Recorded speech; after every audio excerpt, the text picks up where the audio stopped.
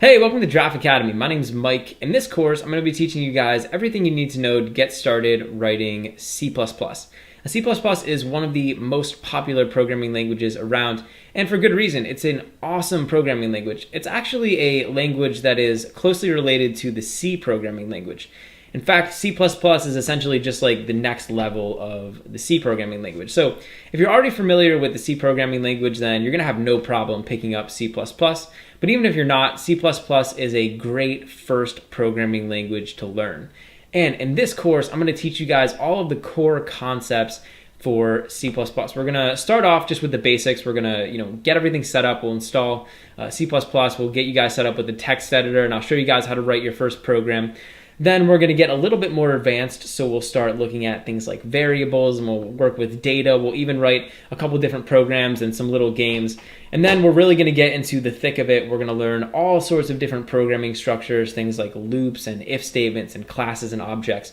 It's going to be awesome. We're going to cover all of the core concepts, not just in C++, but all the core concepts for programming in general. So the knowledge you learn in this course will actually be able to carry over to potentially other programming languages as well. I'm really excited to be able to bring you guys tutorials on C++. It's an awesome language. It's super fun to develop in, and it's a good first language to learn if you're just getting into programming. So stick around for this course. You can kind of work through the videos at your own pace, and hopefully you guys can learn something about this awesome language, C++. In this tutorial, I'm going to show you guys how to get everything set up to start working with C++. So in order to start working with C++ and start writing programs and doing all that fun stuff, we actually have to do a little bit of setup. We're actually going to need two things on our computer. The first thing we're going to need is a text editor. And we're basically just going to use this text editor in order to write our C++ programs. Any text editor is going to work. Generally, you don't want to use a text editor like Microsoft Word or Google Docs. You're going to want to use just like a basic text editor. It could be something like Notepad. I'm going to show you guys a special text editor called an IDE, which stands for Integrated Development Environment. And we can use that text editor. And it's basically just an environment that's really awesome for writing C++ code. And then we're also going to need, in addition to a text editor, we're going to need a program called a compiler, specifically a C++ compiler. And this is a program that'll basically take the C++ code that we write, and it will translate it or transform it into a language that the computer is going to be able to understand. So as long as we have a text editor and we have our C++ compiler, then we're ready to start programming in C++. So I'm going to show you guys how to get all that set up. First thing we're going to do is head over to our browser. And I'm over here on this website called CodeBlocks. It's just www.codeblocks.org. And CodeBlocks is what's called an IDE. So it's an integrated development environment. It's essentially just a special environment, special text editor that can be used to write C++ code. So this is going to be exactly what we need. I'm just going to click Downloads over here. And you'll see there's a few options. One says download the binary release, download the source code. We're going to click download the binary release, and this is going to bring us to this page. You can see there's a link over here for Windows, XP, Vista, 7, 8, etc. And there's also links for Linux and Mac. Let's click on this Windows option. And over here, you'll see there's a bunch of these different options. So what we're going to do is we're going to download this one over here that says CodeBlocks 1601 MinGW Setup.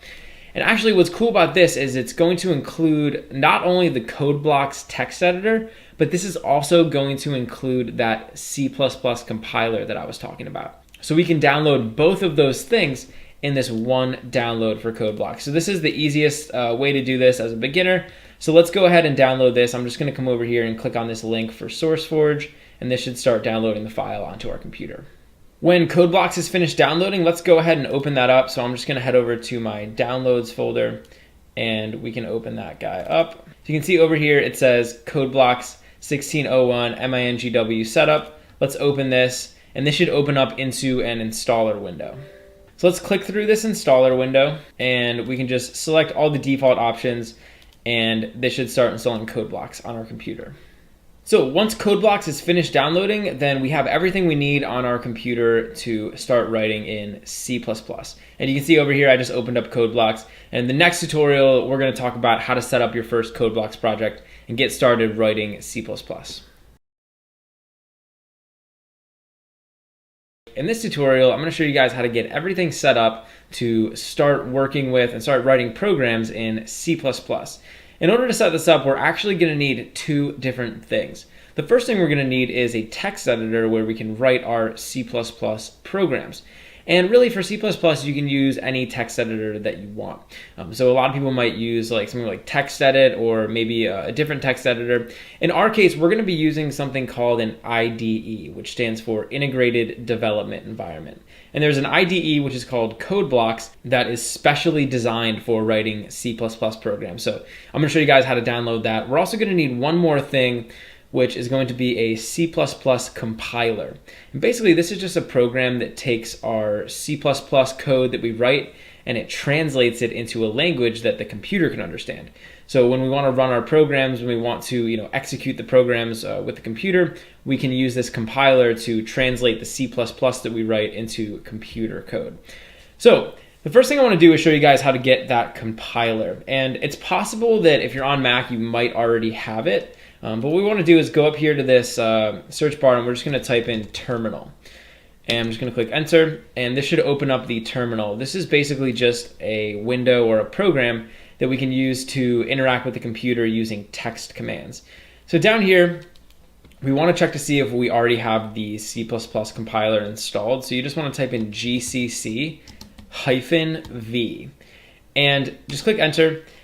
If you have GCC, which is the C compiler we're going to be using installed, then all this stuff should come up with like a version number and everything. If this doesn't come up, in other words, if it says that you don't have it, all you need to do to get this is just say xcode select -- install.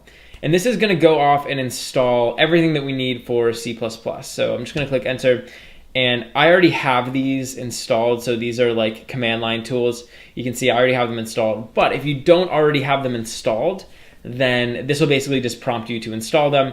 Once that installer is done running, then you can just check to make sure that you got GCC. So you can just say gcc-v and make sure that you have it. So once we have this C++ compiler installed and we've run this xcode select install command, now what we want to do is get a text editor. So like I said, we're going to be using a special text editor called CodeBlocks, but really you can use any text editor that you want. So I'm going to go down here into my browser and I'm over here on this website, codeblocks.org. And this is the website where we can download this program, CodeBlocks. I'm just going to click downloads. And over here, there's a couple options. You want to click on the option that says download the binary release. So I'm going to click this and you'll see there's this little list here. You just click on Mac OS X and this will bring us down here. So it's basically just a zip file that contains the CodeBlocks application. Over here we can download it from SourceForge. I'm just going to click this and this should redirect us to SourceForge and download the file for us. When CodeBlocks is done downloading, I'm just going to go over to my downloads folder and we'll see what we get. So we just got this zip folder. I'm just going to double click it. And you'll see over here we get the CodeBlocks application. So what you should do is take this and drag it over to your applications folder. That way OS X knows that this is an application we want to use. Then you have everything that you need to start writing C++. So in the next tutorial, we're going to set up a project in CodeBlocks. We're going to set up our first C++ file and then we're going to run it and we'll just get everything set up and ready to go. In this tutorial, I'm going to show you guys how to get your first C++ project up and running in CodeBlocks. So over here, I just opened up CodeBlocks, and this is sort of like the welcome screen that we get when we first open it. You see over here, there's a couple options. One says create new project, and that's actually what we're going to do. So before we're going to start writing our C++, I'm just going to show you guys how to get a C++ project up and running and ready to go in CodeBlocks. So let's click create new project. And this should open up this little window over here. So you'll see there's all these different options. And these are essentially just different types of C++ applications that we can create. We're going to just do the bare basics. So you want to come over here and click console application and then just click go. And we're just going to click next. And over here you'll see we can select between a couple different languages. We want to click C++. So I'm going to click next. And we're just going to give this project a title. So I'm just going to call it Draft. And you'll see down here I'm storing it inside of my desktop. If you want to change it, you can come over here and you can put it wherever you want. Let's click next, and you'll see over here we just have a bunch of options. You can just leave these as the default, and we're going to click finish. Once we click finish, then our C++ project should have been created. So over here in our little tree viewer, you'll see that we have our C++ project. And down here inside of this sources folder, we have this file main.cpp. And CPP is a file extension that stands for C++. So I'm just going to right click this and I'm just going to open it.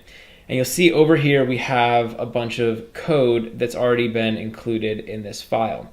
So this is essentially just like the most basic C++ file that you can write. I mean, this is what we call like a hello world program. So you'll see down here, it's just printing out hello world onto the screen.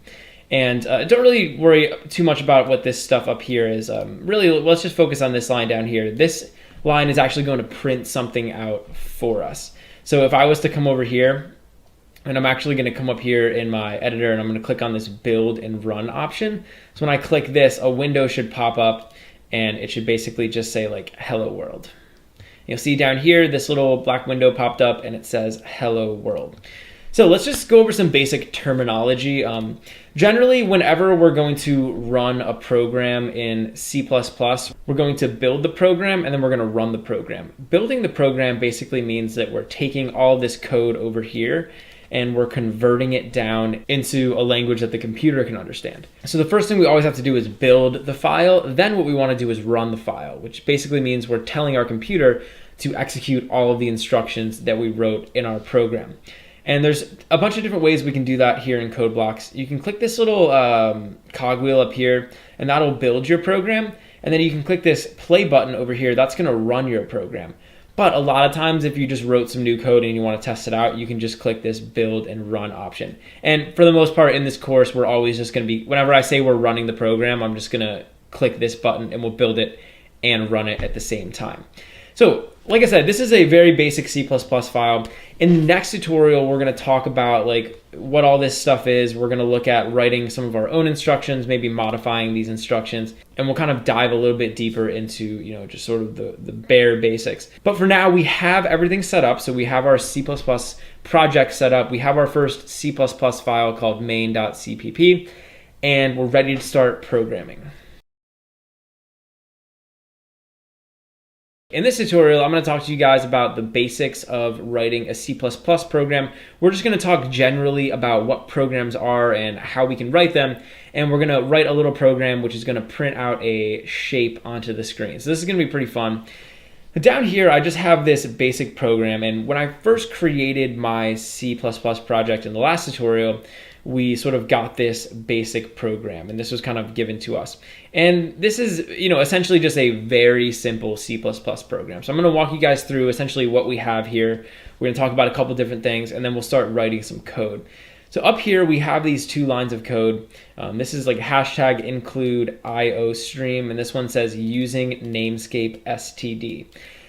Essentially, what this does is it's kind of like configuration options for our C++ file. As a beginner, like, you know, don't really worry too much about what this stuff is or what it's doing. We're going to talk more about all of this stuff later in the course, but for now, just know that you need to have it there in order for us to write our programs.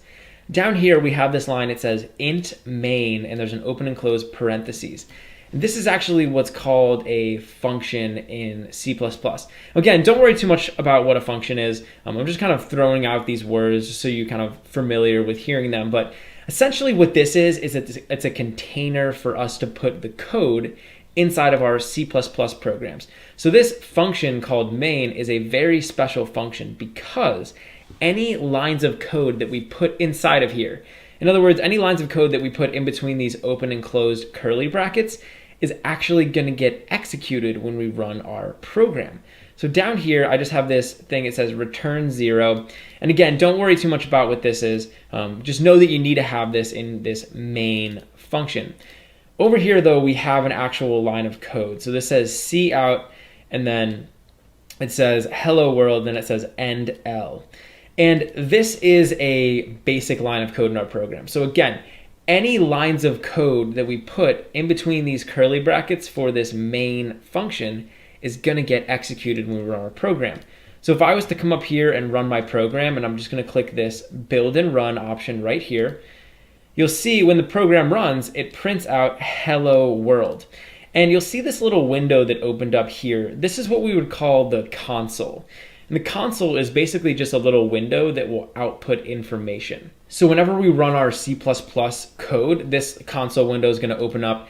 And sometimes we can tell C++ that we want to print things out onto this console window. So if you ever hear me referring to the console, I'm just referring to this window right here.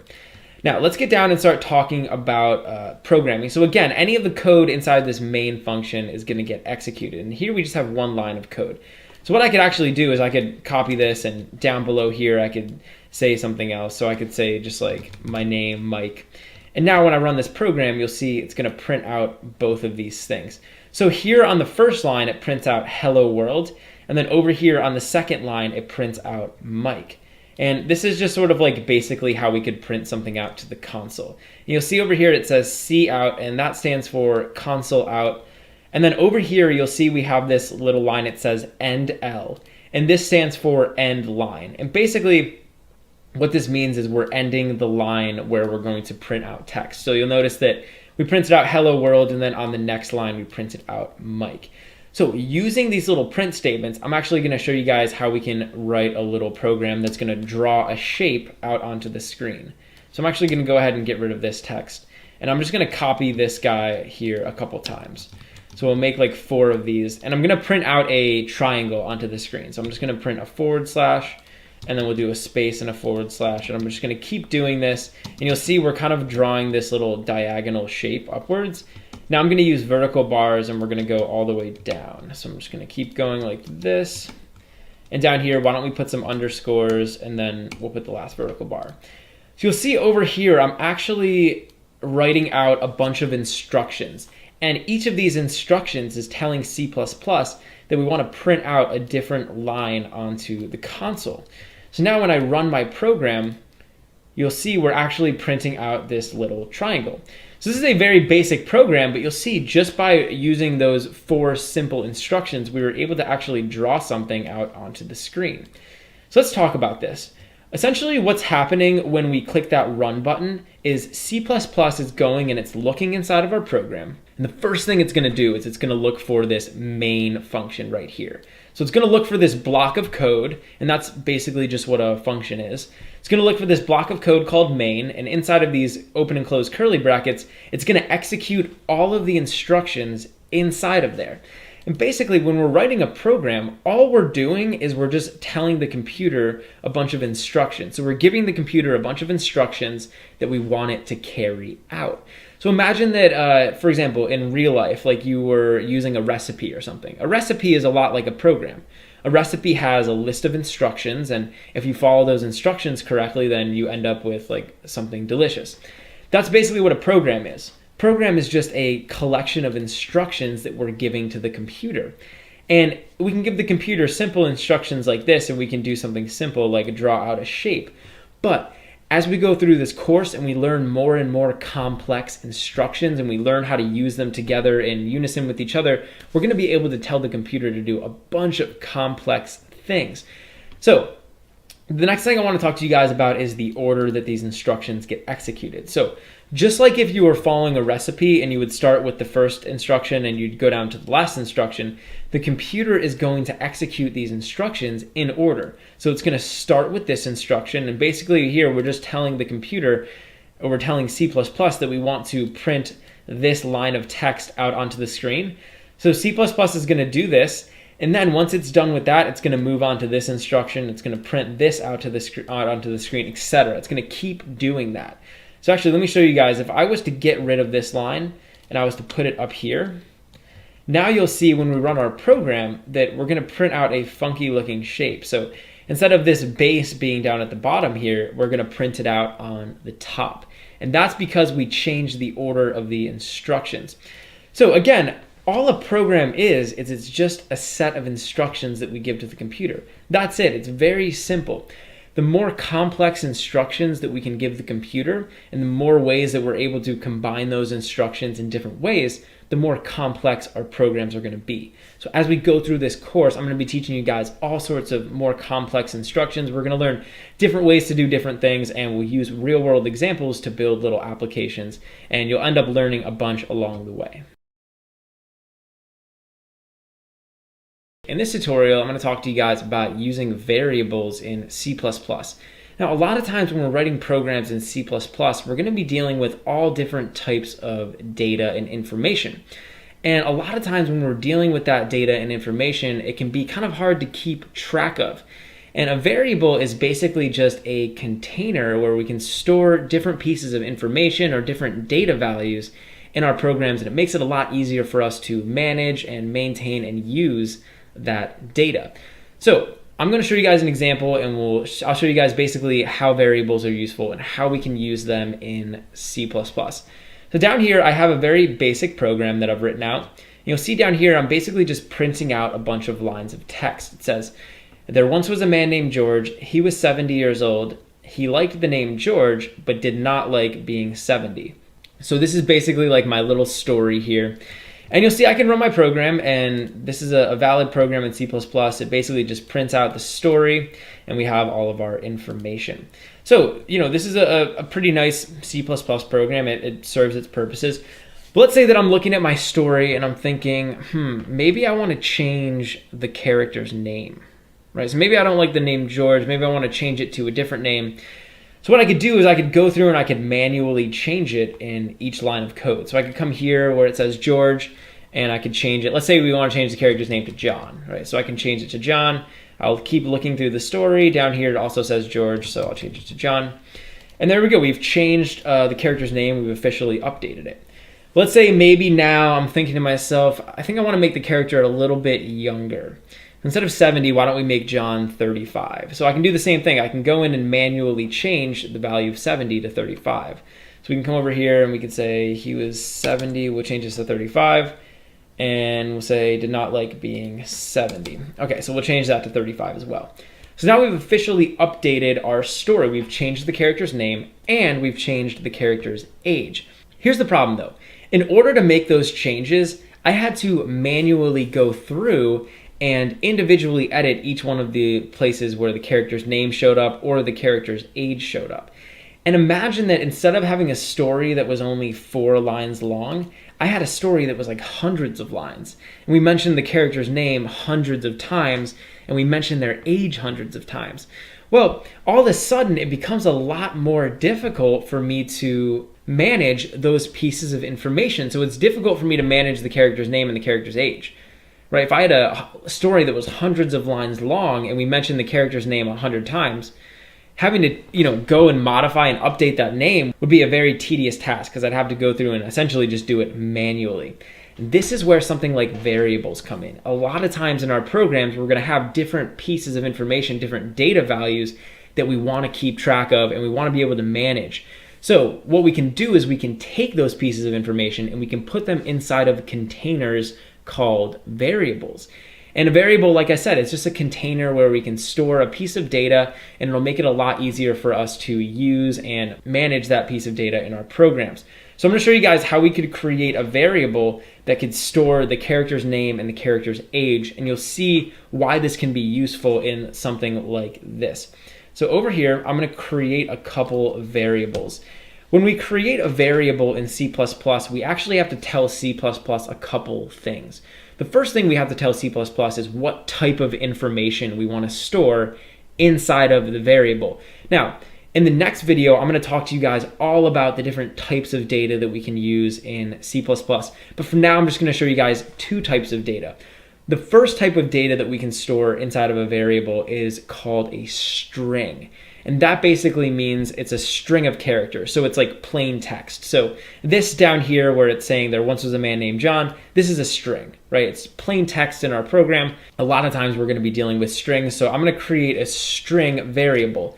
In other words, I'm going to create a container that can store a string value. So I'm just going to say string, and that's the first thing that we have to tell C++. The next thing we have to do is give this container, give this variable a name. So what we want to do is give this a descriptive name, which will basically tell us what is inside of the variable. So I'm just going to call this character name, just like that. And what I can do now is I can give this a value. So I could say character name is equal to, and now we can type in the character's name. So I could say John, just like that. All right, so once we've created this character name value variable, now this value, John, this string value, is now stored inside of this character name variable. The next thing we're going to do is create another variable to store the character's age. In addition to storing data in the form of a string, we can also store numbers. Now, age is a whole number, so what I can do is I can store it inside of something called an integer. And an integer is basically just a whole number. So I could just say int, and I can just call this character age. Now, I want to show you guys another thing that we can do. So up here, what we did is we said string character name, and we set it equal to a value right away. But what I could also do is put a semicolon here. And also, I do want to point out, whenever we're writing lines of code in C++, every time you finish writing a line of code, you want to put in this semicolon. I'm not sure if I mentioned that in the last video, but the semicolon basically tells C that we're done with that line of code. So this separates one line of code from another. So you need to always make sure you put these semicolons. But with a variable, what I could do is I could say int character name. I could do the same thing for string.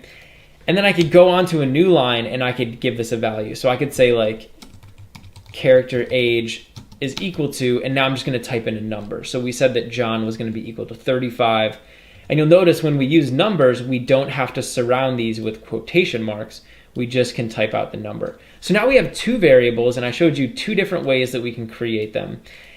And what we can do is we can use these variables inside of our story, and you'll see how this makes it a lot easier for us to maintain this program. So what we want to do is we want to replace every instance of the character's name and the character's age with the variable. So instead of just printing out John here, I want to refer to this variable. And the way that we need to do that is we basically need to include this variable. So over here, I'm printing out this string of text. I'm printing out a bunch of plain text, right? But let's say instead of just printing out John here as plain text, I wanted to instead print out the value that was stored inside of the character name variable. What I can do is I can just get rid of John, and I can say less than sign, less than sign. And what this is basically going to tell C++ is that we want to take the value that we're going to type out here. So I'm just going to type out character name. And it's basically telling C++ that we want to take this value and we want to insert it right here inside of this line of text. So when I go ahead and run my program now, you'll see that we're still printing out there once was a man named John, except now I didn't actually type out John. All I did was include this variable right here, and I basically just said that we want to put the variable right in there. So that's how we can include a variable inside of one of these print statements. So over here, I'm going to do the same thing. So I'm just going to say less than character name. And now this is going to insert the character name. In other words, it's going to insert the value stored inside of the character name variable at this position. We can do the same for the age. So over here, we have the character's age. I'm going to get rid of that, and I'm going to say less than, and now character age. And so the value inside of the character age variable is going to get placed right in there. And we have one more place where we have the character's age. So over here, I'm going to get rid of this. And now this is going to be special. So you'll see over here, we want to insert the value inside of the character age variable right in between all of this text. So I want to put it right here. What I can do is I can make two quotation marks. And essentially what this is doing is it's saying this is going to be its own string of text, and this is going to be its own string of text. And I can make two less than signs. I can type out the character age variable. And then I'm going to make two more less than signs. And this is essentially just going to string all of these together. So it's going to say, print out this text, then print out the value inside of the character age variable, then print out this text. So I've now replaced every instance of the character's age and every instance of the character's name with those variables. Let's run our program and see what happens. Over here, you'll see we have the same exact story as we did before. There once was a man named John. He was 35 years old, John 35. So without having to manually do anything, we were able to include those values. And now what's cool about variables is if I wanted to update the character's name or update the character's age, all I have to do is change it up here in one spot. So if I wanted to change the character's name to Tom, and I wanted to make Tom, let's say 50 years old, I only have to modify the values that are getting stored in the variables, and they'll automatically update down in our story. So now when I run my program, you'll see it's using the name Tom, and it's saying that he's 50 years old. So that's kind of an awesome way that we can use these variables. Another cool thing that these variables allow us to do is modify the values. So let's say that halfway through our story, I wanted to change the character's name. Right, so halfway through, I wanted to make the name be a different name. All I have to do is say character name, and I can actually assign this a different value. So I could give this the value of Mike, and again, I'm gonna need a semicolon here at the end of this line of code. And now you'll see halfway through the story, the character's name is gonna change. So it says there once was a man named Tom, and down here, it's using the name Mike. So not only was I able to just use those variables to insert these values, but I can actually modify those variables at different places in my program. So that's pretty awesome. Now, this is just sort of like the bare basics of variables. Variables are containers. They allow us to maintain and keep track of the data and the values in our programs a lot better. And they also give us the advantage of only having to assign a value once. So I can assign a value once up here, and then I can use it and refer to it at different places down here. I can also modify those values at different places in my programs. So in this tutorial, we talked about storing values as strings of text and as integers, which are whole numbers. In the next tutorial, I'm going to show you guys all of the different types of information and the different types of variables that we can create in our programs. In this tutorial, I'm going to talk to you guys about the different data types in C++. And what data type basically just means a type of data or a type of information that we can use and work with inside of our C++ programs. So there's all different types of information. We can store like text, different types of numbers, decimal numbers, true, false values, all sorts of stuff. And I'm going to kind of walk you guys through what all of those are and how we can use them. So the easiest way for me to demonstrate this is just going to be to create a bunch of different variables. So any of the different types of data that we can work with in C++, we can actually store inside of variables. So I'm just going to create a couple different variables, and I'll kind of show you guys exactly how this is going to work. So the first data type I want to talk to you guys about is called a character.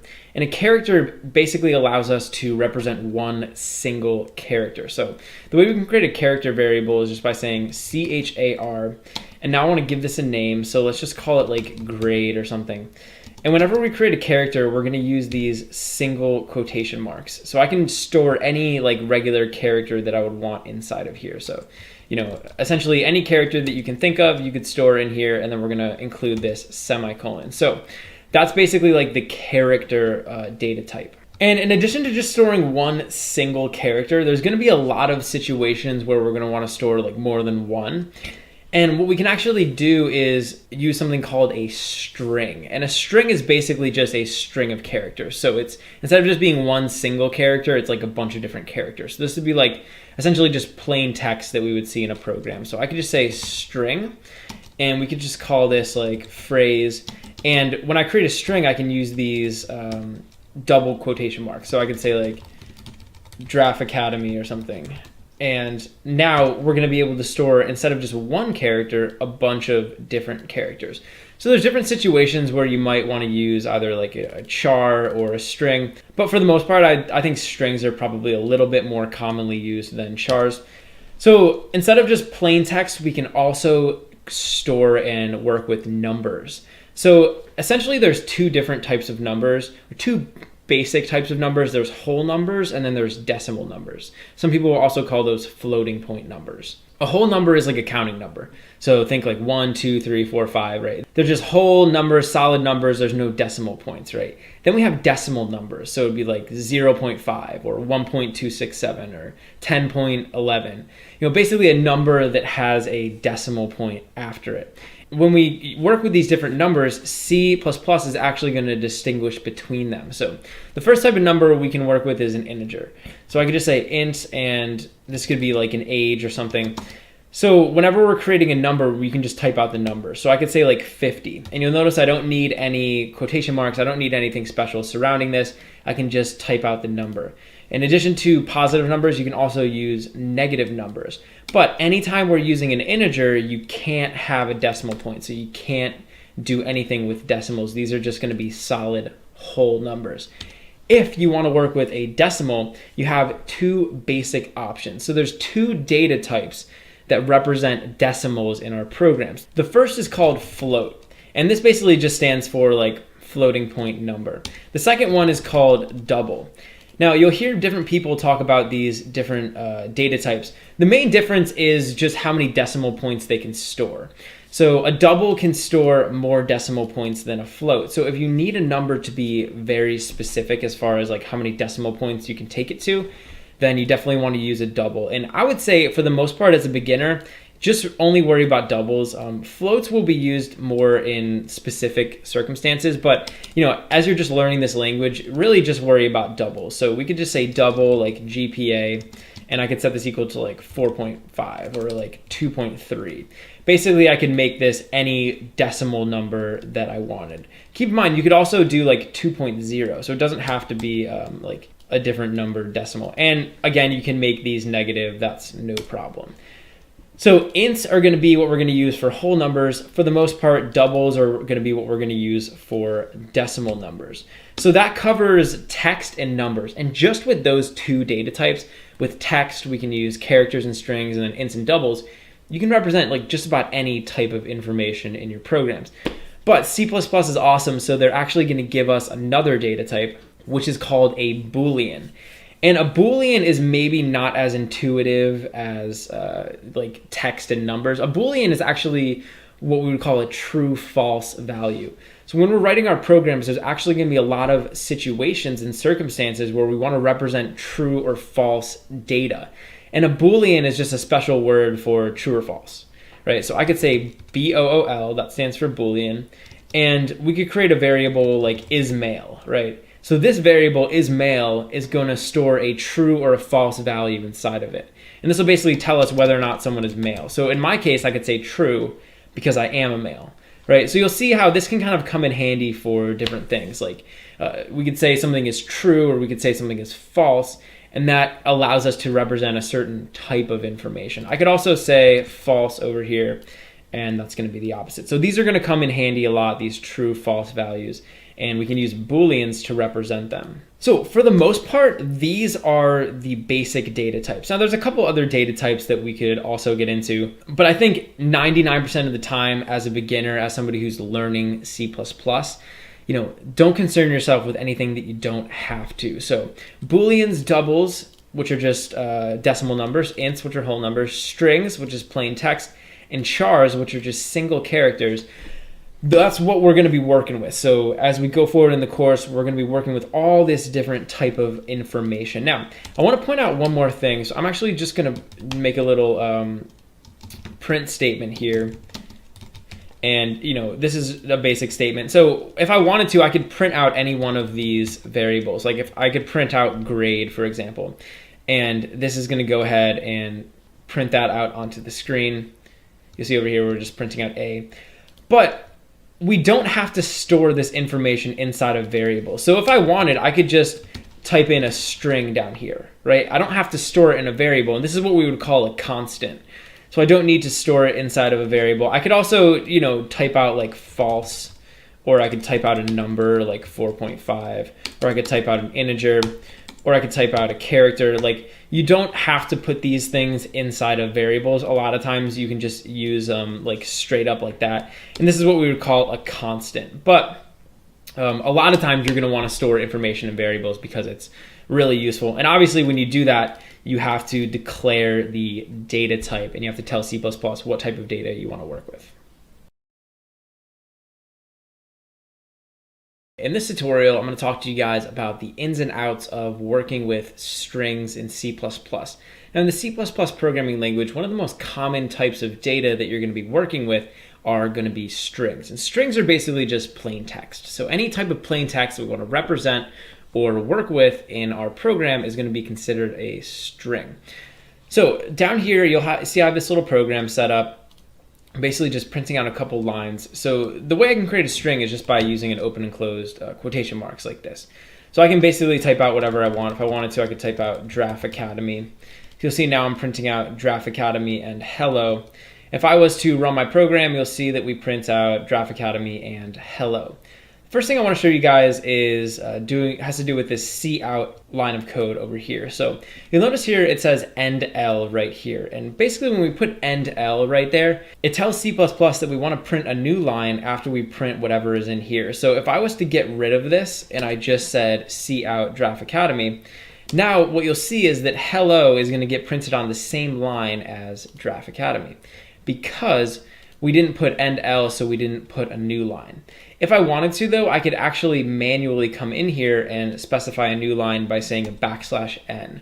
So \n basically means that we want to print out a new line. So this inside of a string represents the new line character. So now when I run this program, you'll see that hello gets printed out on a new line. So that's how we can use that \n inside of our string in order to do essentially the same thing as end L is doing. And if I wanted, I could put this like in between these two words and it would put them on a new line. So in addition to just printing out a string like we did over here, I could also store a string inside of a variable. So in order to create a string variable, I can just say string, we'll give it a name, so we could just call this phrase, and I could set it equal to whatever I want. So let's set it equal to Draft Academy. And then I can do exactly what I did down here. So here I could just print out phrase, and now it'll be printing out Draft Academy onto the screen, just like that. So in addition to just printing out strings and kind of working with them that way, storing them inside of variables, we can also use what's called string functions. Now, a function is something that we're going to get into more later in the course. We're going to write our own functions, but for now, just know that a function is basically like a little block of code that we can call, which will perform a specific task for us. So these functions do all sorts of things, and there's a lot of functions that we can use with these strings, and they're called string functions. So these functions will either like modify the string or they'll give us information about the string. So I'm going to show you guys a couple. So the first string function that I want to show you guys is the length function. And all I have to do to use this is I can just come down here, and I'm actually just going to print out the result of using these functions. So I'm going to put it down here. I can just say phrase.length, and I can make an open and close parentheses. And generally when we're calling a function in C, we're going to use this dot, and then we're going to type the name of the function. So this is the length function, and we're going to make an open and close parentheses like that. So now if I was to run this program, you'll see we're getting 15. So this is basically just telling us how many characters are inside of this phrase string. So how many characters are inside Draft Academy. Now, if I wanted to, I could actually access individual characters inside of here. So let's say that I wanted to access just this G. So I wanted to print out the first character in this string. Well, I can make an open and closed square brackets just like this. And inside of here, I can put a 0. And 0 is going to refer to this first character in the string. So now when I run my program, you'll see we're just printing out this capital G. If I wanted to access this R, for example, I could say 2, and 2 is going to refer to this R. So now when I run my program, we're printing out R, as you can see over here. So if you haven't caught on yet, whenever we're indexing a string, we're starting at 0. So if I was to assign index positions to each one of these characters in the string, I would say that G is at index position 0, I is at index position 1, R is at index position 2, A, 3, F4, etc. So whenever C++ is indexing a string, it always starts indexing it at 0. So it'll start counting basically 0, 1, 2, 3, 4. Even though G is the first character in Draft Academy, it's technically at index position 0. So whenever we're using something like this, we're referring to like a specific character, we want to refer to the index position, which is going to start at 0. Another thing I could do is I could actually like modify a specific character in a string. So I could say like phrase, and I can refer to an individual character inside of this string. So we could say like phrase 0. I could assign this a new value. So I can assign this the value of a new character. So you'll notice I'm using these single quotes. So I could say like B. And so now, instead of saying GIRAFFE, it's going to say BIRAFFE, because I'm essentially changing one of the characters in this string. So now when we print this out, you'll see it says Baraf Academy instead of Giraffe Academy. So that can be kind of handy just to modify a specific character inside of a string. We could also find out information about this string. So I showed you guys how we can find out the length of the string, but imagine if we wanted to find out whether or not a specific string or a specific character was inside of this string. I could say phrase.find, and I can make an open and close parentheses. And actually, inside of these open and close parentheses, I'm going to give this find function a couple different pieces of information. So I'm going to give it some information for it to perform its task with. And these are called parameters. So anytime I give a function different pieces of information, we call it passing parameters, or you also hear people call them arguments. So passing arguments or passing parameters. Basically, it's just information that we give to this function. So this find function, I need to give a couple pieces of information. The first thing I can do is give it a string or a character that I want it to find. So let's say I want it to find academy. So basically, I want to check to see if the word academy is inside of this phrase string up here. The next argument I want to give this, the next parameter, is going to be an integer, and it's going to be the index where I want to start looking. So if I wanted to just check to see if it was in the string, I could say 0. If I wanted to check to see if academy occurred after the third index, then I could say 3. Let's just say 0. So now this is actually going to give us back a number, and it'll tell me at what index position inside of this string academy occurs. So now I'm going to run my program. You'll see over here it's giving us an 8 back. That's because academy starts at index position 0, 1, 2, 3, 4, 5, 6, 7, 8. So academy starts at index position 8, and that's why it gave that back to us. So I could do this with anything. I could say like FFE or something, and now this will tell me where FFE starts inside of this string. So it starts at index position 4. So that can be pretty useful, and it's a really useful way to figure out if different things or different strings show up in the string you're working with. There's one more string function that I want to show you guys, which is called substring. So it's just phrase.substr, and this is also going to take 2 parameters. So we're going to give this 2 pieces of information. The first piece of information we're going to give this is a starting index. Now, substring allows us to take just part of this string. So I could specify that I want to take like all the characters after this A, or I could specify that I wanted to take like from index position 1 all the way to the end. Basically, it'll allow me to take like just a subsection of this string. So the first parameter I want to give this is a starting index. So I could say like 8. And so basically this is going to start grabbing a new string at index position 8. Then I can give this a length, and this is basically going to tell substring how many characters I want to grab. So if I said like 3, this is basically going to start at index position 8, so it's going to start up here at this A, and it's going to grab 3 characters. So it's going to grab this A, this C, and this A. So now when I print this out, you'll see we get ACA just like that. And that's basically what we do. So this is the starting index, and this is the length.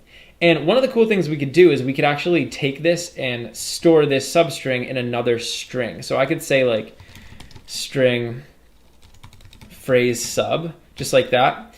And then I could come down here and I could say phrase sub is equal to, and then what we just had before. So phrase.substring. And now if we print it out phrase sub, it'll print out ACA. So I'm essentially storing the value of the substring in another string. So that can be pretty useful. And that's really the basics of working with strings. I mean, obviously there's certain things that I left out. I could spend an hour just talking about all the different things we could do with strings, but I think that kind of covers the basics, kind of shows you all the basic things that you can do. We looked at some basic functions. We talked about grabbing individual characters. We talked about string indexes. So I think for now, that should be a good introduction into working with strings in C++. In this tutorial, I'm going to talk to you guys about working with numbers in C. Now, whenever you're writing programs in C, one of the most common types of data that you're going to be dealing with are going to be numbers.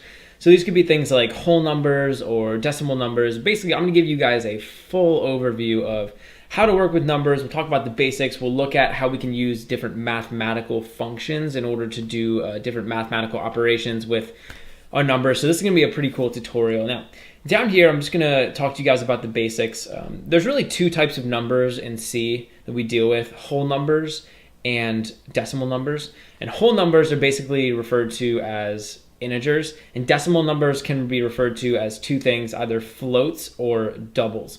And essentially, the only thing you need to know about that as a beginner is that doubles allow you to store more specific decimal points. So with a double, you could store, potentially more decimal points than you could in a float. And there's more differences, but if you want to get more into that, you can kind of look it up. But the basics of using numbers is you just type them out. So if I wanted to, for example, print out the number 40, you see I have this C out here. I can just type it in and we can print it out, we can work with it. In addition to positive numbers, we could use negative numbers. If I wanted, I can make this a decimal. So really, numbers are very simple. You just kind of type out the number. But we can also do things like math. So for example, I could say like 5 plus 7. And in addition to printing out 5 and 7, this is actually going to do this math operation. So this will actually print out the result of 5 plus 7. So you can see we get 12 over here. So we can use addition. We can also use subtraction. We could use division, which is going to be this /, and we could use multiplication, which is going to be this asterisk. So if I was to multiply these two numbers, now you'll see over here we get 35. So those are the four basic math, operations. So that's going to work really well. Also, one other thing I want to show you guys, which is called the modulus operator. And the modulus operator will basically give us the remainder of dividing two numbers. So if I said like 10, and then I made this % sign, and actually this is read 10 mod, and then I said 3. So we would read this 10 mod 3. What this is going to do is it's going to take 10, divide it by 3, and then it's going to give us the remainder. So this modulus operator will give us the remainder. So 10 divided by 3 is going to be 3 with a remainder of 1. So now we should just get 1. And you can see over here we get 1. So sometimes that modulus operator can come in handy. We can also represent order of operations in C. So C is going to adhere to like the normal order of operations, like PEDMS, I think it is. Please excuse my dear Aunt Sally. Basically, like multiplication and division are going to come before addition and subtraction. So if I said, for example, like 4 plus 5 times 10, this is going to do 5 times 10 first. So it's going to be 50 plus 4. So we get 54. But if I wanted to do the addition first, I could just put parentheses around this. So now it's going to do 5 plus 4, 9 times 10. So now we should get 90. And you can see we do. So if you need to separate order of operations, I mean, it's essentially just following basic math order of operations rules. But you could represent those like that. So in addition to doing all that stuff and just printing out numbers, we can store numbers inside of variables. So I can make an int. We'll just call it like WNUM for whole number. And we'll just make this 5. I could also use like a double. And this will be like DNUM for decimal number. And this would be like 5.5, right? I mean, now we're storing these numbers inside of variables. And if I wanted, I could just, print them out naturally like we did down here. I want to show you guys one cool thing we can do though, which is incrementing a number that's stored in a variable. So I could say like WNUM, and I could say ++. And what this is going to do is it's going to add 1 onto WNUM. So now when we print out WNUM, instead of just being 5, it's going to be 6 because we're adding 1 to it. So you can see we get 6. And that's a shorthand that'll come in handy a lot. There's a lot of situations where you want to increment a value. You could also do like minus, and that will subtract 1 from it. You could also do like WNUM plus equals, and we could say like 80. And so what this is going to do is it's going to take WNUM and it's going to add 80 to it. So now we should get 85, and you see we do. You can do plus equals, multiplication equals, minus equals. I think you can do division equals. And all of that it's just basically shorthand, so you don't have to type out all that stuff. So now that we kind of looked at all the different operators, let's talk about how decimal numbers and integers work together. So here's a little experiment. Let's say I came down here and I added 5.5 plus 9. So I'm adding a decimal number and I'm adding it to a integer number, right? So let's see what happens. Over here, you'll see that we're gonna get a decimal number back. So anytime we're doing math between a decimal number, like a double or a float, and an integer, a whole number, we're always gonna get a decimal number back. So it's always gonna give us the decimal back. But it's important to note though, if I did math with two integers, so for example, let me show you guys, if I was to say like 10 divided by 3, and these are both integers, keep in mind, I'm actually gonna get an integer number back. So we're gonna get like 3 back because that's technically the answer.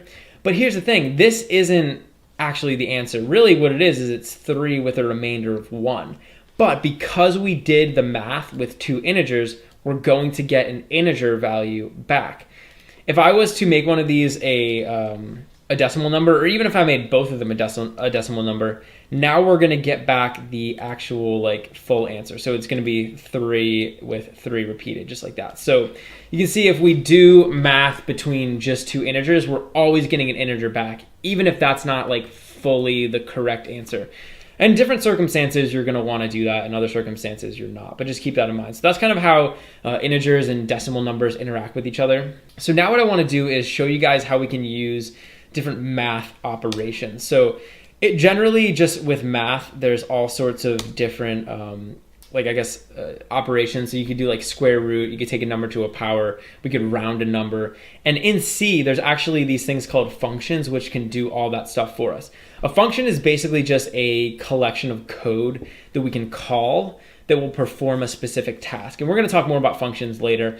But for now, I'm gonna show you some basic math functions that we can use. In order to use these math functions, I actually have to do something called importing them. And essentially when we import something, we're telling C++ that we need to go out and grab code from other files. So up here you can see we're using this include statement and we're grabbing something called IOStream. I'm gonna add another line here. We're just gonna put a hashtag. We're basically just gonna copy this guy up here. I'll make an open and closed greater than less than sign. And in here, I just want to type in CMath. And basically what this is going to do is it's going to tell our C++ program that we want to use some math functions. That's kind of all you need to know at this point. Just know that you need to put this up here in order to follow along with what I'm going to be doing.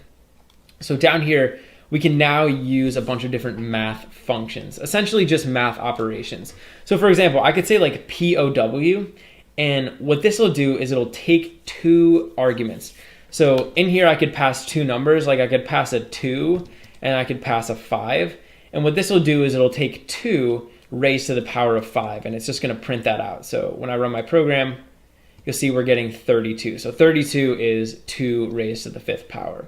And you can kind of do that with any number. So I could also say like 3 raised to the 3rd power, so 3 cubed, and now we should get 27, which we do. So that POW function can be pretty useful. There's another one, square root, SQRT, essentially doing the opposite.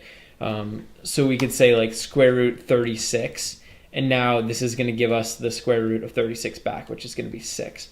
So that can be pretty useful. And inside of these functions, you can put decimal numbers too. So I could put both integers, like whole numbers, and also decimal numbers.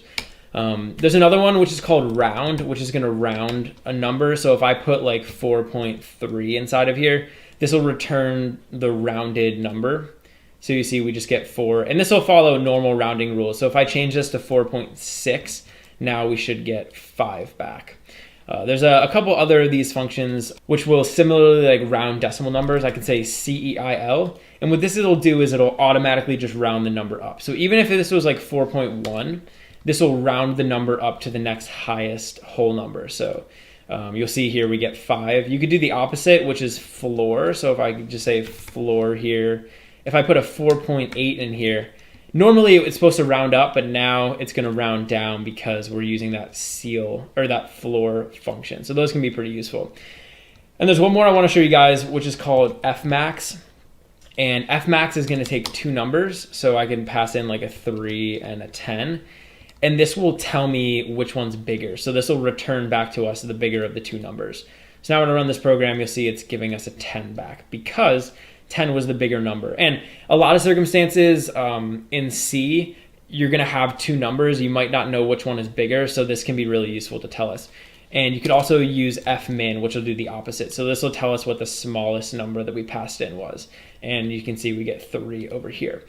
So those are some basic math functions. There's a lot more. If you just go online and search C++ math functions, like you'll find a huge listing of all of them that you can use. There's things to do like sine, cosine, tangent. You can do like logarithmic stuff. You can do you can use like exponentials, all different stuff like that. It can be really useful, but that's kind of the basics of how you can use that. And really numbers are extremely useful, and that's kind of been like a broad overview of sort of all the stuff you can do with them. In this tutorial, I'm going to show you guys how to get input from a user in C++. Now, a lot of times in our programs, we're going to be working with all different types of information. But one of the most important types of information is going to be information that the user inputs. So a lot of times in our programs, we're going to want to allow the user to input information, and then we're going to want to use that information in order to do different things. So in this tutorial, we'll just give a broad overview of how that's done. We'll talk about how to get different types of information. And you'll kind of learn everything you need to learn. So down here, whenever we're getting information from the user, the first thing we always want to do is store that information somewhere. So whenever I'm asking the user to give me a piece of information, if they give me that information and I don't put it anywhere, like it's kind of useless, right? So usually what we want to do is create a variable. And I'm actually going to write a little program that will allow the user to enter in their age. So I'm going to create an integer just called age. And I'm not going to give it a value. So I'm just going to put a semicolon there. We're essentially declaring the integer. So we're telling C++ that we want to use this integer, but we're not giving it a value. We're going to let the user give this variable a value. The next thing I want to do is I want to prompt the user to enter in something, right? So if I don't give them a prompt, if I don't tell them what information I want, then they're not going to know what they should input. So I'm just going to say cout, and I'll just print out a little prompt. So we'll just say, enter your age, and we're basically just prompting them to enter in their age. All right, so once we've created the variable and once we've prompted them to enter in the information, now what we can do is we can actually get the information from them. So the way that we get information is actually the opposite of the way that we print out information. So instead of saying cout, I'm just going to say cin. And I'm going to make 2 greater than signs. So when we use cout, we use these less than signs. When we use cin, we use greater than signs, and that's really important. So over here, I'm just going to type in the name of the variable that I want to store what they enter inside of. So I'm just going to put age here because I want to store whatever they input into this age variable. So we're assuming that they're going to enter in an integer number, and I'm going to store that integer number inside of this integer that we created. Now what we can do is we can just print out something. So we'll print out a little message to them, basically saying like you are, and then we'll say like age, and we can say like years old. Cool. So now we're basically just asking them to enter in their name. We're taking whatever they input and we're storing it inside of this age variable. We can do that using this cin command here. And then we're just printing out you are the age years old. So let's go ahead and run our program and we'll see how we did. So I'm going to build and run, and you'll see here it says enter your age, so we can just put like 30. And now when I click enter, it's going to take that integer that we entered in, 30, it's going to store it inside of the age variable. It's going to print out the prompt. So when I click enter, you'll see it says you are 30 years old. So that's awesome. So we can do that, and we can get an integer. I could also get a double, so if I made this a double, it would be the same thing. So here I could run the program and I could enter in like 4.5. So maybe someone's like 4.5 years old and here they're entering in 4.5. So it's going to work the same exact way. You could also do the same thing for characters. So if I made this a char, here it'll be the same. So we'll be able to get a character from them as well. So now when I run the program, I could just enter in like a G, for example, whatever. Obviously that's not the age, but it does the same thing. So it's able to take in that character and it's able to use it. Now here's the thing, that's how we can get characters and numbers. But if we want to get a string of text, we're actually going to do something different. So if I wanted to get a string, I'm actually not going to use this cin command. So I'm going to show you guys how we can get a string. So instead of entering in the age, why don't we have them enter in their name? So over here, I'm going to make a string, and I'm just going to call it name. Instead of using cin, I'm going to use another command, which is called getLine. And getLine will basically allow us to get an entire line of text. So instead of just getting like one number or one character, we're going to get like the entire line that the user enters. And in here, we need to pass this a couple different parameters. The first is going to be cin. And cin is basically just that little like command prompt. So like whenever we enter stuff into that command prompt, that's basically what this is saying. And then we want to enter in the name of the variable where we want to store the line of text that we get. So I'm just going to store it inside of name. And so over here, we could just say hello to the user. So I could say hello, and it's going to be name. So now we'll be able to get the name from the user. So we'll basically get the entire line. So for example, I could come over here, I could say like John Smith. And now when I click enter, it says hello, John Smith. So that's how we can get strings of text. And that's really the difference, is if I wanted to get like an integer and store it inside of an integer variable, or if I wanted to get a char and store it inside of a char variable, I have to use cin. But if I want to just get like a string of text, then I can use this getLine function, and they're both going to be useful. So that's kind of an overview of how we can get input from the user, and you could get as many values as you wanted. So, you know, you could essentially like copy this whole line, paste it a bunch of times below there, and get, you know, a bunch of different pieces of information and use them. In this tutorial, I'm going to show you guys how to build a basic calculator in C++. Essentially, we're going to build a calculator where the user can enter in two numbers, and then we'll add those numbers together and we'll spit out the answer. So this is going to be kind of cool, and it'll show you guys a little bit more about getting input from users. So down here, the first thing we want to do before we do anything is create two variables where we can store the two numbers that we want to add together. So I'm going to create an integer, and I'm just going to call it num1, and I'm not going to give this a value because we're actually going to let the user give this variable a value. I'm going to create another one called num2, and same thing. And actually, let me show you guys something cool we could do. If we're creating two variables like this, and they're the same data type, I could actually put them on the same line. So I could say num1, comma, num2. And a lot of people find this to be really useful. So for example, I could do like as many as I wanted. In our case, we're just going to have two numbers though. So now that we've declared our two number variables, the next thing we want to do is prompt the user and get some information. So I'm going to say cout, and the first thing we'll do is prompt them for the first number. So I'll say enter first number, and now we want to actually get the first number from the user. So I'm going to say cin, and over here I'm just going to specify num1. So we're going to store the number that they enter inside of this num1 variable. I can actually just copy this, and we're going to do the same thing down here. So I'm just going to say enter second number, and now instead of num1, it's going to be num2. So at this point in our program, we should have both of those numbers. We should have gotten both of those numbers from the user. The last thing we want to do is just print out the answer. So we can actually just say cout, and I'm just going to add num1 and num2 together. So we should be printing out the result of adding those two numbers together. So let's go ahead and run this program, and we'll see how we did. So I'm going to build and run. And actually, whoops, I put the wrong direction for these arrows here. So this is probably a really common mistake. With cin, we want to make two greater than signs, not two less than signs. So that's something that could easily trip up a new user. And it tripped me up. So when we're using cin, we're using these two greater than signs. When we're using cout, we're using these two less than signs. That's my mistake, but I guess that does kind of highlight a common mistake for beginners in C++, and even for someone like me who's programmed in C++ a lot before. All right, so now let's run our program, and it says enter first number, so we'll enter in a 5, enter second number, we'll enter in a 10, and now when I click enter, it should add both these numbers together, so it does, and we get 15. So that's pretty cool. Another thing we could do is, instead of using integers, we could also just use doubles, and that's as easy as just changing these variable declarations. So now when we run the program, we can work with doubles. So I could enter in like a 4, and I could also enter in like a 9.8, and now we'll be able to add those guys together. So that's kind of cool. And really, that's a basic calculator. So essentially, we're declaring the variables up here. We're using cout, and with cout, remember, we're using these less than signs. Then we're using cin with the greater than signs, and this line is basically getting the input from the user, and it's storing it inside of this variable.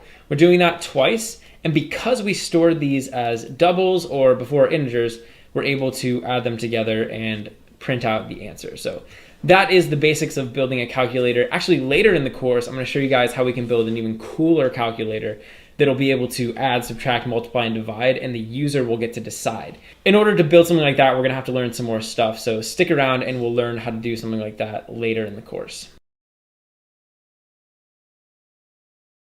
In this tutorial, I'm going to show you guys how to build a little Mad Libs game in C++. So a Mad Libs is basically a little game where you enter in a bunch of random words, could be like nouns, verbs, adjectives, and then all those words get taken and get sprinkled into a story. And generally, since you entered in random words, the story ends up being pretty funny. So let me show you guys over here on my browser. I just have an example of a Mad Lib. Essentially there's this story, and then you would sprinkle in all those random words that the person enters into the story. So we're gonna build something like this in our C++ program. So down here I have my little program set up. It's just this little poem. It says, roses are red, violets are blue, I love you. So this is a, sort of a classic poem, but I think this could be a lot better if we turned it into a Mad Lib. So let's say instead of saying roses are red, why don't we let the user enter in a color? Instead of saying violets are blue, we'll let them enter in a plural noun. And instead of saying I love you, let's say I love celebrity. So some random celebrity they can enter in. So basically, we're going to ask the user to enter in all these different values. We'll store them in variables, and then we can print them out inside of our story. So let's get started. This should be kind of cool. The first thing we want to do is actually create variables for all these things. So I'm just going to say string, and we'll create a variable for the color, for the plural noun, and for the celebrity.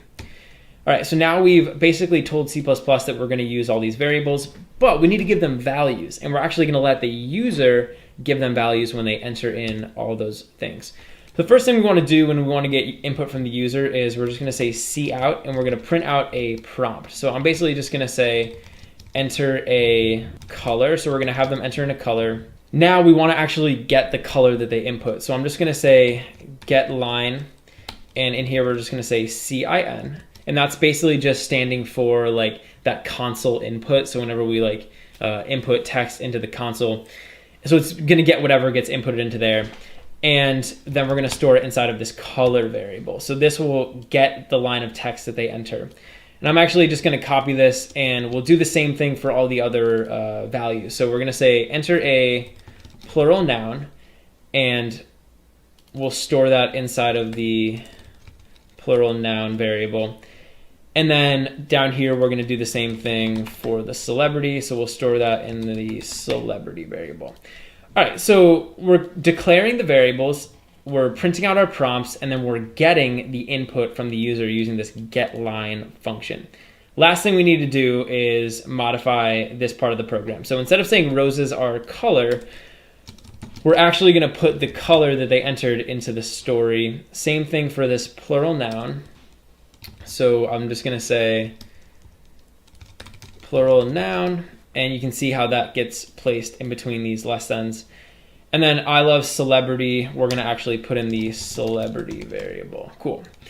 All right, so now our program should be set up. Everything's wired up. We're getting values into all these variables, and we're printing them out down here in our story. So let's run this program, and we should be able to play our Mad Libs. Enter a color. Why don't we enter in magenta?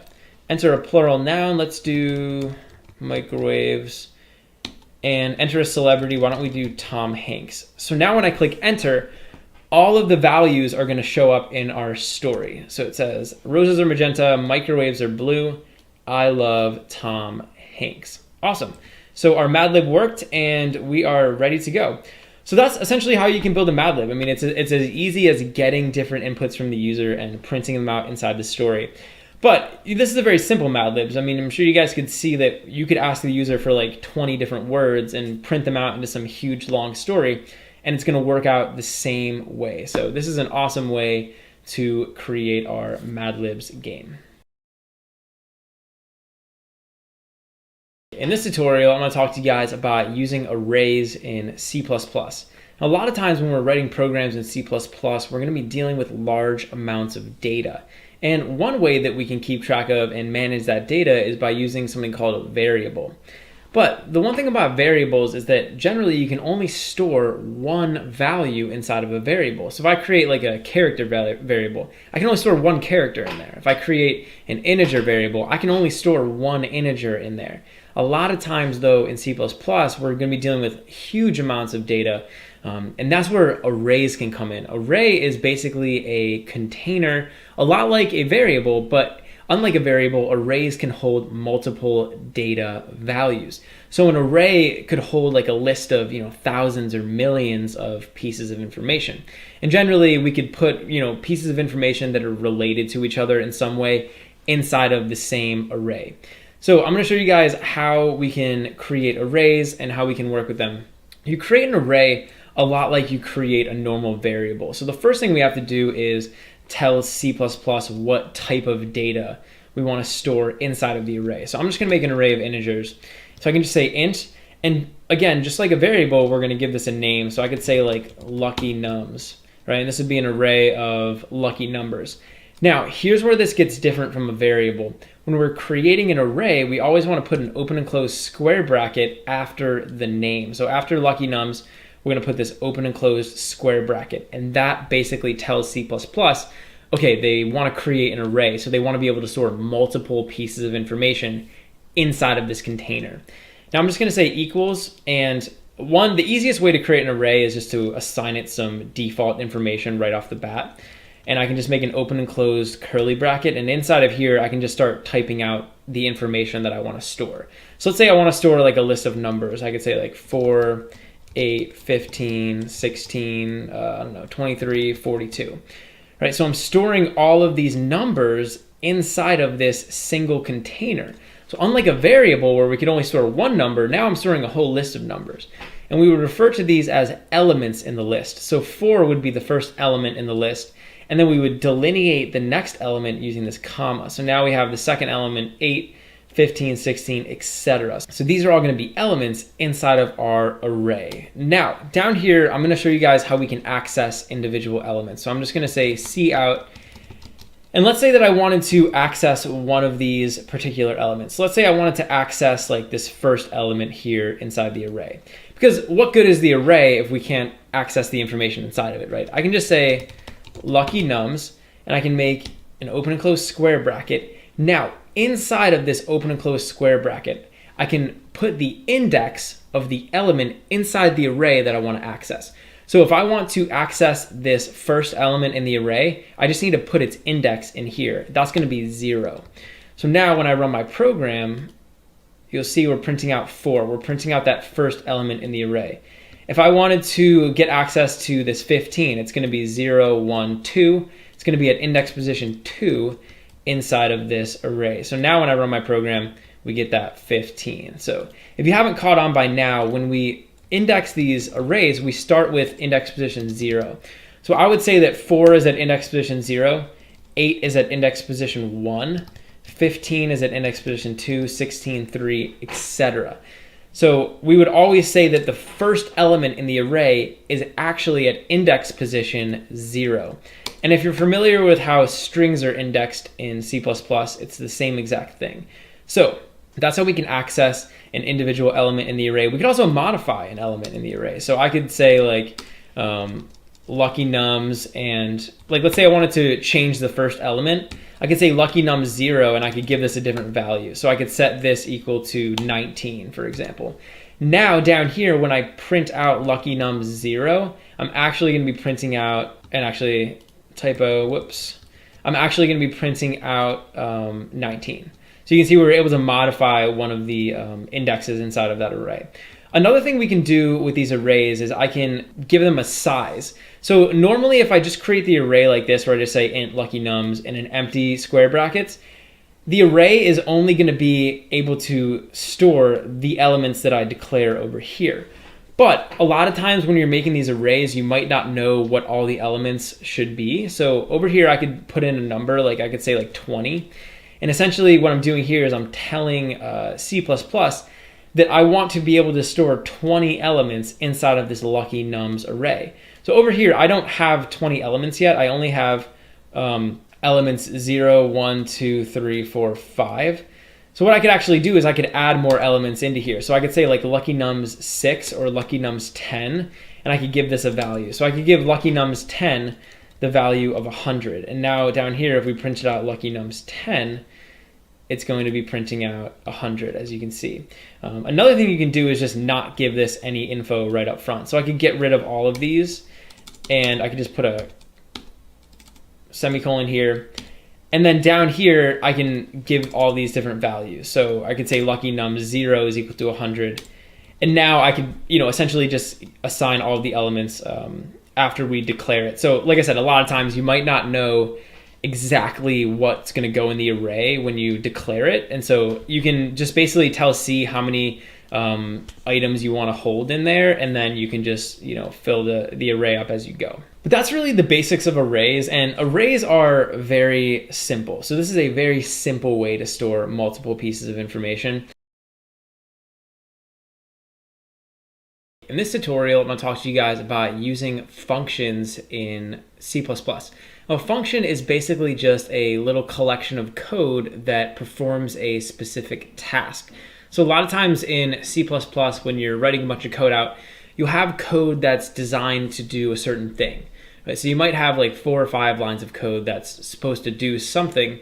And a function is basically a container where you can put that code and then you can reuse it throughout your entire program. So I'm going to show you guys how we can create a function in this tutorial. So down here in my program, you'll see I have this little block of code here. It says int main, there's an open and closed parentheses, and then there's these open and closed curly brackets. This is actually a function. This is a little block of code, and this block of code performs a specific task. And the purpose of this main function is it's the function that gets executed when we run our program. So any code that we put inside of this main function is going to get executed when our program runs. I'm going to show you guys how we can create another function. So up here above this main function, I'm going to create another function, and the task that this function will be performing is it's going to say hi to the user. So whenever we're creating a function in C++, we need to give C++ a couple pieces of information. The first piece of information we need to give is called a return type. Now, whenever we create these functions, a lot of times the functions will go off, they'll perform a specific task, and then they'll return a value back to the caller. And we're actually going to talk more about returns and return types in the next video. But for the purposes of this video, you can kind of just follow along. And I'm just going to go ahead and put void here. And when we put void here, it basically means that this function is not going to return anything. So this is kind of like the most basic type of function. And after we put void, now we need to give this function a name. Remember, function is a block of code that performs a task. So generally when we're naming a function, you're going to want to name it according to the task that it's performing, or according to the purpose of the function. So I'm just going to call mine say hi, because our function is going to say hi to the user. Now I'm going to make an open and closed parentheses, and after this I'm going to make an open and closed curly bracket. Any code that I put inside of this open and closed curly bracket is going to be considered inside of the function. So inside of here, why don't we just say like cout, and we'll just print out like hello user. And that's basically all we'll do. So this is a very simple function. I just have one line of code in here. I could have as many lines as I want. This is a simple function, but I could have, a dozen lines or 100 lines if I wanted to. You can put as many lines of code in the function as you want. Now, let's run our program and we'll see what happens. So I'm going to go ahead and run my program. And you'll see over here, nothing's getting printed out. So hello user isn't actually getting printed out when we run our program. Here's the problem. When we want to execute the code that's inside of these functions, in other words, when we want to execute a function, we have to do something called calling it. So if I want this code inside of here to be executed, I have to call the function. Now remember, the code inside this main function gets executed by default, right? So no matter what, this is going to get executed. So inside of here, I can call the say hi function. I can just type out say hi, and I can type in open and close parentheses. And when I do this, when I type this out, this tells C++ that I want to execute all of the code that's inside of this say hi function. So when C++ sees this, it's going to jump up to this say hi function. It's going to execute all of the code inside of there, and then it's going to come back down. So let's go ahead and run our program, and we'll see what happens. So you can see over here now we're printing out hello user. And real quick, I just want to show you guys the flow of these. So if I said like C out over here and I said top, and then I did the same thing over here and I said bottom. When I run my program, you'll see that we're printing out top, hello user, and then bottom. And actually this probably would have been better if I put new lines in there. But the point is that when this program executes, C++ is going to execute this line of code. It's going to see that we want to call the say hi function, and it's actually going to leave this main function. It's going to jump up here to the say hi function. It'll execute all of the code inside of here. Then when it runs out of code to execute inside of the say hi function, it's going to jump back to the main function and execute this line. So that's basically like the flow of what's happening. So this is a very basic function, but we can make this more complex. And one thing you can do with these functions is you can actually give them information called parameters. So this say hi function, I could give this a piece of information, and the say hi function could use that piece of information to, perform its task differently or better or whatever. So these are called parameters, and if I want to specify that this say hi function should be given a piece of information, I can just come over here and specify what piece of information it should take. So in our case, instead of saying hello user, why don't we say hello to someone specific? So up here I could say like string name, and now this function's going to accept one parameter, a name. And down here, instead of saying hello user, we can just say hello name. Now, whenever I call this say hi function now, because it's specifying that it needs to take a parameter, I need to pass it a parameter. I need to pass it a value. So in here, I can just pass it like Mike. And now it's going to print out hello Mike, because the value Mike is going to get stored inside of this name variable. All right, let's go ahead and run our program. And now you'll see it's printing out hello Mike. So that's kind of cool. And you can take any piece of information as a parameter, and you can also take multiple parameters. So why don't we specify another parameter like age?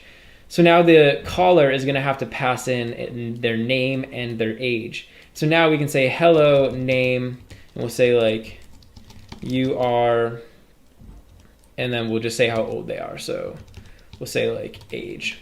So now we're passing in two pieces of information inside of this function. And down here, when I call the function, I have to give it two pieces of information. So now I could just say like Mike, and let's say that I'm 60. And so now when we call this function, it's going to be able to take in both of those pieces of information and use them to perform the task differently. And what's cool about these functions is I could call this as many times as I want. In other words, I can reuse all of the code that's up here. So I could come down here, I could copy this, and why don't we do this a bunch? So we'll say like Tom is going to be 45, and let's say Steve is going to be 19. And so now I'm actually going to run this code 3 different times. And actually over here, I'm just going to put a end line so that gets printed out on new lines. All right, let's run the program. And you'll see it says, hello, Mike, you're 60, Tom's 45, and Steve's 19. So functions are great because we can reuse the code that we write inside the function. So basically, like, I wrote this function one time, and I can reuse it as many times as I want inside my program. So anytime you have code that's going to be reused a lot, that's a good candidate for a function. All right, so I want to show you guys one more thing. You'll notice that I'm creating this function up here above my main function, right? But if I was to take this and move it down here, so for example, if I moved it below the main function, now when I run my program, we're going to get an error. You can see we're getting a little red block here. This is the problem. When we create this function below the main function, it doesn't actually know about it. So like all this code up here is getting executed. So C++ is trying to execute the say hi function, but it has no idea like what that is because we created it down here.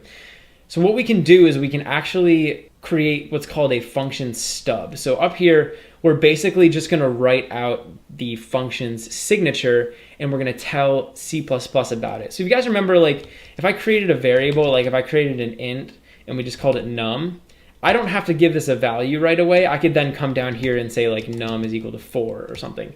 This is basically what we're going to do with this function. We're going to essentially just declare the function, and then somewhere else in our program we can define it. So over here I'm just going to say void say hi, and it needs a string name and it needs an int age. And so now when I create this little function stub up here, or this function signature, I'm basically declaring the function, and I can give it a value down here. And now C++ is going to be able to call it because it's going to have some information about it. So when I run my program now, we're able to call it no problem. So that's kind of just how we could do that with functions. And really, you can create as many functions as you want. In fact, a good program will have lots and lots and lots of functions. In the next tutorial, I'm going to show you guys how we can actually get information back from functions using the return keyword. In this tutorial, I'm going to talk to you guys about returns in C++. So when I'm talking about returns, I'm talking about returns from functions. So in C++, we can write functions, which are basically like little containers that store a bunch of code that performs a specific task. And with those functions, we can call them, and we can also pass them information. So I can give them all sorts of like parameters and different information that they can use to perform their task better. But in addition to giving functions information, functions can actually give us back some information. So when I call a function, not only can I give it parameters, but that function can give information back to me. And I'm going to show you guys how we can use this and how we can use the return keyword in C++. So why don't we create a function up here? And I actually want to create a function that's going to cube a number. So when I cube a number, I'm basically taking it to the third power. So if I was to say like 2 cubed, it's basically just 2 raised to the third power, or it's just going to be 2 times 2 times 2, right? That's what cubing a number does. So why don't we create a C++ function that's going to cube a number? Now, when we create a function in C++, the first thing that we have to do is declare something called a return type. And a return type basically tells C++ what type of value or what data type this function is going to return. Now in the last tutorial, if you're following along with the course, we just put void here. And void basically meant that our function wasn't going to return any information.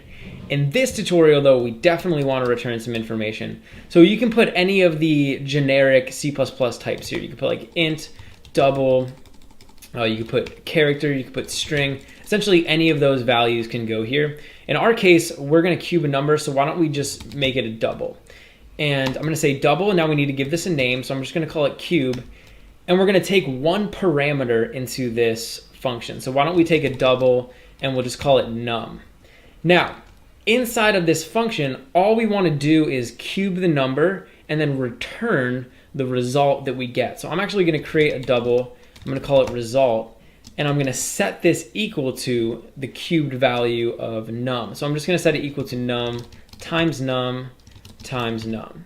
So this is basically me cubing num. So now result has inside of it the result of cubing all of these numbers. Okay, down here, I want to return the value that's stored inside of result. So I can just say return result. And now this is going to tell C++ that we want to return this value that's stored inside of result back to the caller.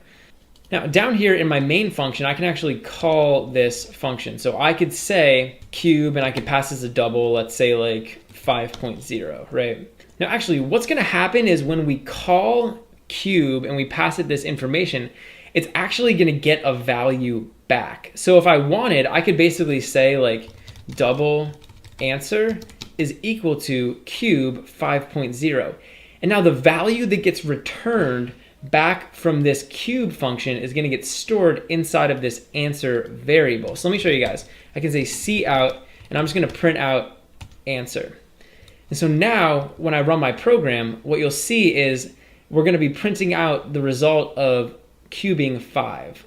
And you'll see over here we get 125. So 5 times 5 is 25. 25 times 5 is 125. So we were able to cube the number. And you can see here, this is getting a value back. So I'm able to store the value that gets returned from this function inside of this variable. If I wanted, I could also cut out the middleman, and I could just print out cube 5.0. So Let's just paste this bad boy down here. And now it's gonna do the same exact thing. So we should get 125, cool. And actually up here, if we wanted, instead of storing num times num times num inside of this result variable, I could instead just return these guys up here. So we, again, cut out the middleman and we'll just return that and we should get the same exact answer. All right, so there's also one more thing I want to talk to you guys about, which is this return statement, this return keyword right here. This is a very special word in C++. And basically, whenever we type out this return keyword, it's essentially telling C++ that we're done executing the code inside of this function. So if I was to put like a C out here and I just printed out like hello, when I run my program now, you'll notice that it's not printing out hello.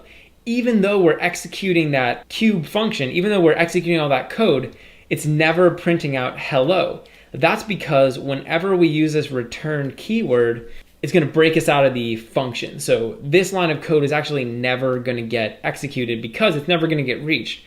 When C++ sees this line, it's just going to break out and we'll head back down to the main method. So that's essentially what this is doing.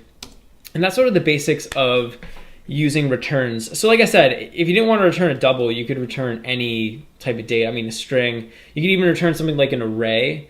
So really, you can return anything you want, and then that value will get stored over here. In this tutorial, I'm going to talk to you guys about if statements in C++. Now, an if statement is basically a structure that we can use in our code, which will allow our program to respond to different situations. So when one situation occurs, we can do one thing, and when another situation occurs, we can do another thing. Essentially, we're able to check different conditions, and when those conditions are true, we can do certain things, and when those conditions are false, we can do other things. So I'm going to show you guys exactly how this works. Down here in our main function, I'm just going to create a couple different things. So the first thing I'm going to do is create a variable. It's going to be a Boolean variable. Remember, a Boolean variable stores a true or a false value. So I'm going to create a Boolean called isMale. And I'm going to give this a value initially of true. So we're basically creating this variable isMale. It's storing whether or not someone is male, and I'm giving it a value of true. Now, I want to show you guys how we can use an if statement. And an if statement, like I said, allows us to respond to different situations. So what I'm going to do is I'm going to be able to write an if statement that will respond to the situation where the user is a male and the situation where the user is not a male. So what I can do is I can actually say if, and I'm going to make an open and closed parentheses, and then I'm going to make an open and closed curly bracket. Now, inside of this open and closed parentheses, I can specify a condition. So I can actually check a condition. And if the condition that I put inside of those open and closed parentheses is true, then we're going to execute the code inside of here. If it's false, then we're going to move on. So over here, we're essentially putting a true or a false value. And that's basically a condition, right? It's a true or a false value. So I'm going to come down here, I'll say if, and I'm just going to type out isMale. And essentially what this is saying is if the value stored inside of isMale is true, in other words, if the value in here is true, then we're going to execute the code that's inside of these curly brackets. So I could say like cout, and I'm just going to type out like you are a male. And now when I run my program, you guys will see what happens. So I'm going to run the program, and you'll see over here it says you are a male.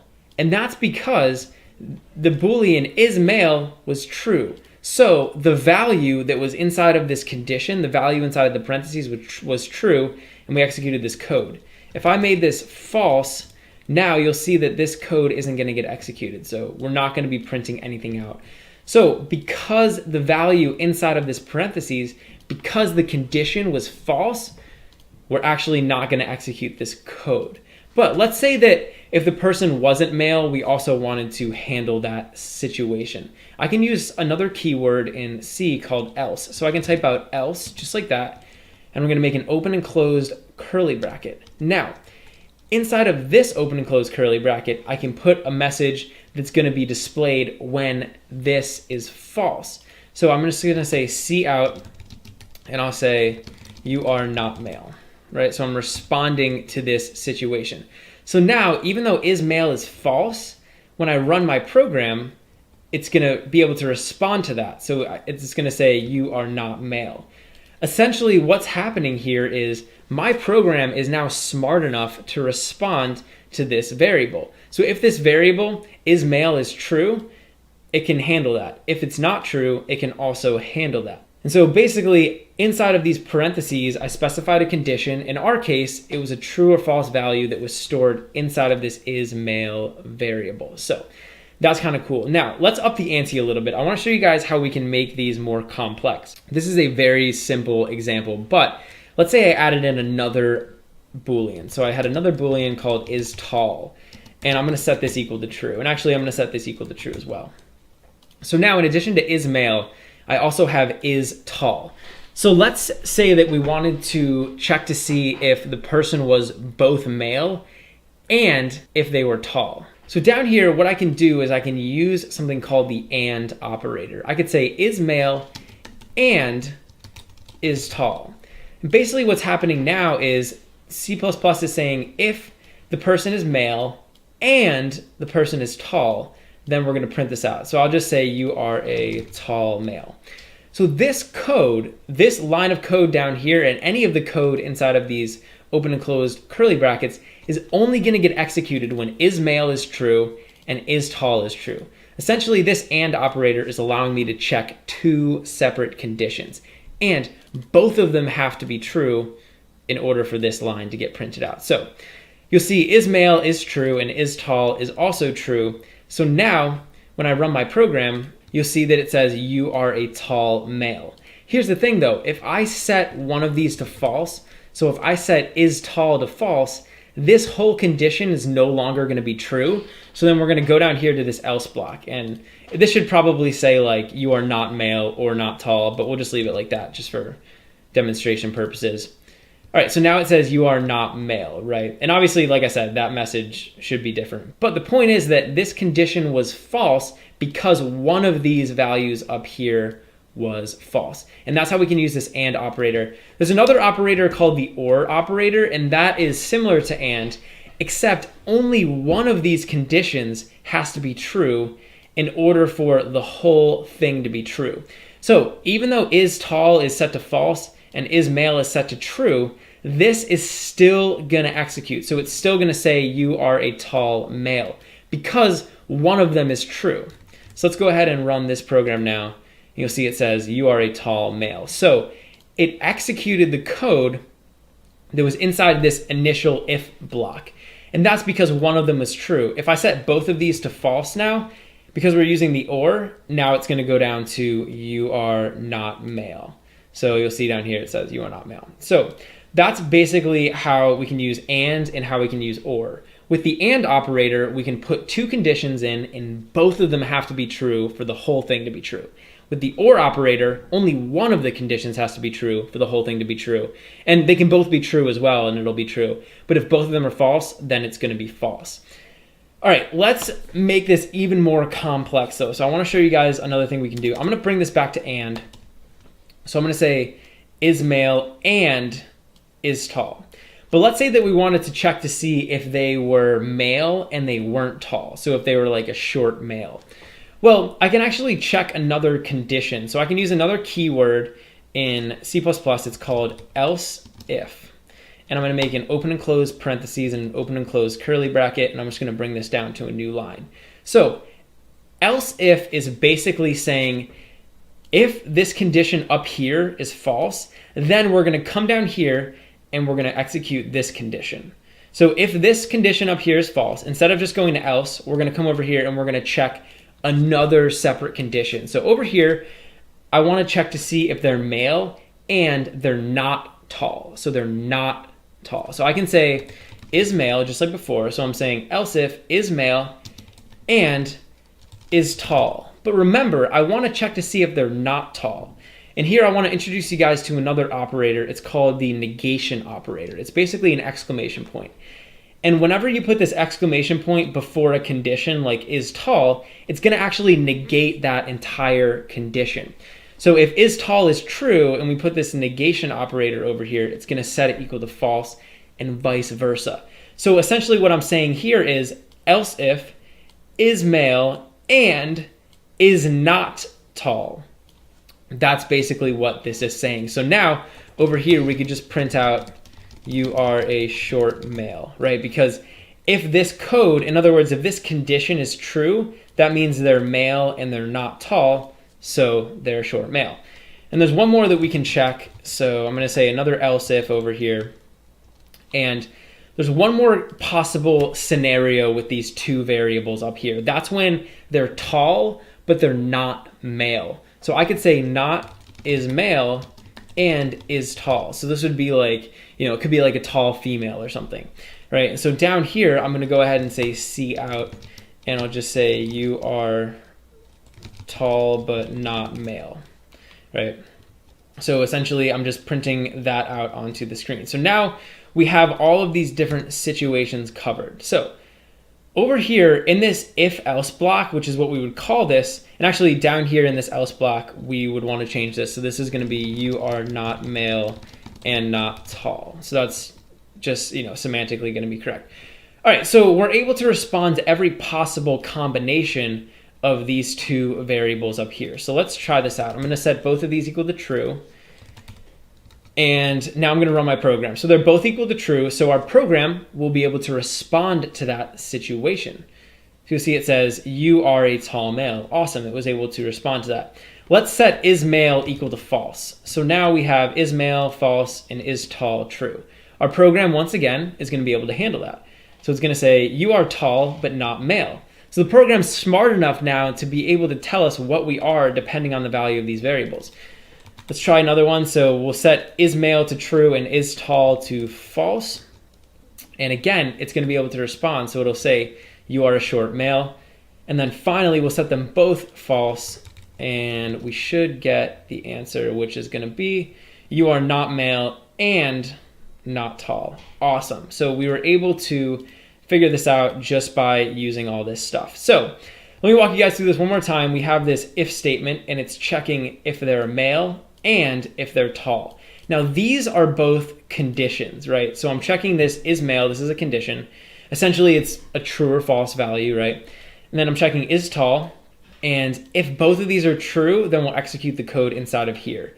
If this is false, then we'll come down here and we'll check this other condition. And we're going to keep doing that until we get down here and we figure out, okay, they're not male and they're not tall.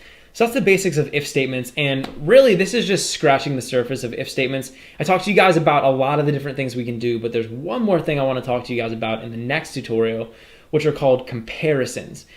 And down here, we're using these Boolean variables in order to get our conditions, right? So I'm using these, and these are either going to be true or false, right? But we can also use something called comparisons. And with comparisons, we can check to see if different values relate to each other in different ways. So I could check to see if like a number is greater than another number or something. And we can use those comparisons as our conditions. And that's going to be pretty cool. So stick around for the next tutorial, and I'll talk to you guys more about these if statements. In this tutorial, I'm going to talk to you guys some more about if statements. More specifically, we're going to be looking at using comparisons inside of our if statement conditions. So this should be kind of cool. In this tutorial, I want to create a function. So we're going to write a function, and it's going to basically tell us the max of two numbers. So this function will take as parameters two numbers, and then we'll basically return whichever number is the largest. And this is a great example of how we can use comparisons with if statements. So over here I have my main function, and up here I'm going to create another function, and let's just say it's going to return an integer, and I'm just going to call it get max, and we'll make an open and close parentheses and an open and close curly bracket. So inside of this function, we're going to take two parameters. One is going to be an integer, and we'll get another integer. So essentially, we're going to take two integers as parameters, as input, and the goal will be to figure out which of the integers is the biggest and return that back to the caller. The first thing I want to do is just create a variable called result. And I'm not going to give this a value right away, but eventually, at the end of this function, we're going to return result. So whatever we do in here, we have to store whichever of these is bigger inside of this result variable. So this should be kind of interesting. Now, we need to figure out which is bigger. So we can use an if statement to do that. So I'm just going to say if, open and close parentheses, and an open and close curly bracket. Now, inside of this parentheses, we need to put a condition. In other words, we need to put a true or false value, right? If the value is true, then we'll execute whatever is down here. If the value is false, then we'll just move on. Here's the thing though. In the last tutorial, when we were learning about if statements, we were using Booleans, right? And a Boolean is a true or false value. So it's really easy, right? You just throw it in there and it's true or it's false, and you can just kind of do the if statement. But in a lot of cases, we're not going to have any Boolean information available to us. So it's not going to be as easy as just like throwing a Boolean in there. The only information that we have are these two numbers. So how can we create like a true or a false value using just those two numbers? Well, what we can do is we can use a comparison. So if I want to figure out which of these numbers is bigger, I can just compare them, right? So over here inside of this if condition, I can basically just say if num1 is greater than num2. If num1 is greater than num2, then we can just set result equal to num1. And the reason I'm doing that is because we know for a fact that if this condition, if this comparison is true, then num1 is the bigger. So you can see this comparison, num1 greater than num2, it's actually going to get resolved down to a true or a false value, right? Num1 is either greater than num2 or it's not. Technically, this is going to be a Boolean value, right? Once you evaluate the comparison, once we figure out if it's true or not, it's going to be a true or false value, right? So I can basically check to see if num1 is greater than num2, and if it is, we'll set result equal to num1, and we can just say else, and we'll set result equal to num2, right? And the reason we're saying this down here is because if this condition's false, if num1 isn't bigger than num2, then we know that num2 is the bigger of the two numbers, or in certain circumstances, the numbers might be equal, but it's still gonna work anyway. So then down here, we're gonna return the result. So let's go ahead and test this function. I'm just gonna come down here, and why don't we print out the answer? So I'm just gonna say get max, and we'll throw like a 2 and a 5 in there, right? So pass in a 2 and a 5, and now when we run this program, hopefully we should get that 5 back. So I'm gonna run the program, and yep, over here we get our 5. So that's working perfectly. So this is basically how we can use comparisons inside of these if statement conditions, right? Technically, this comparison is going to get resolved down to a Boolean value. It's going to get resolved down to a true or a false. Like either the comparison is true or it's not, right?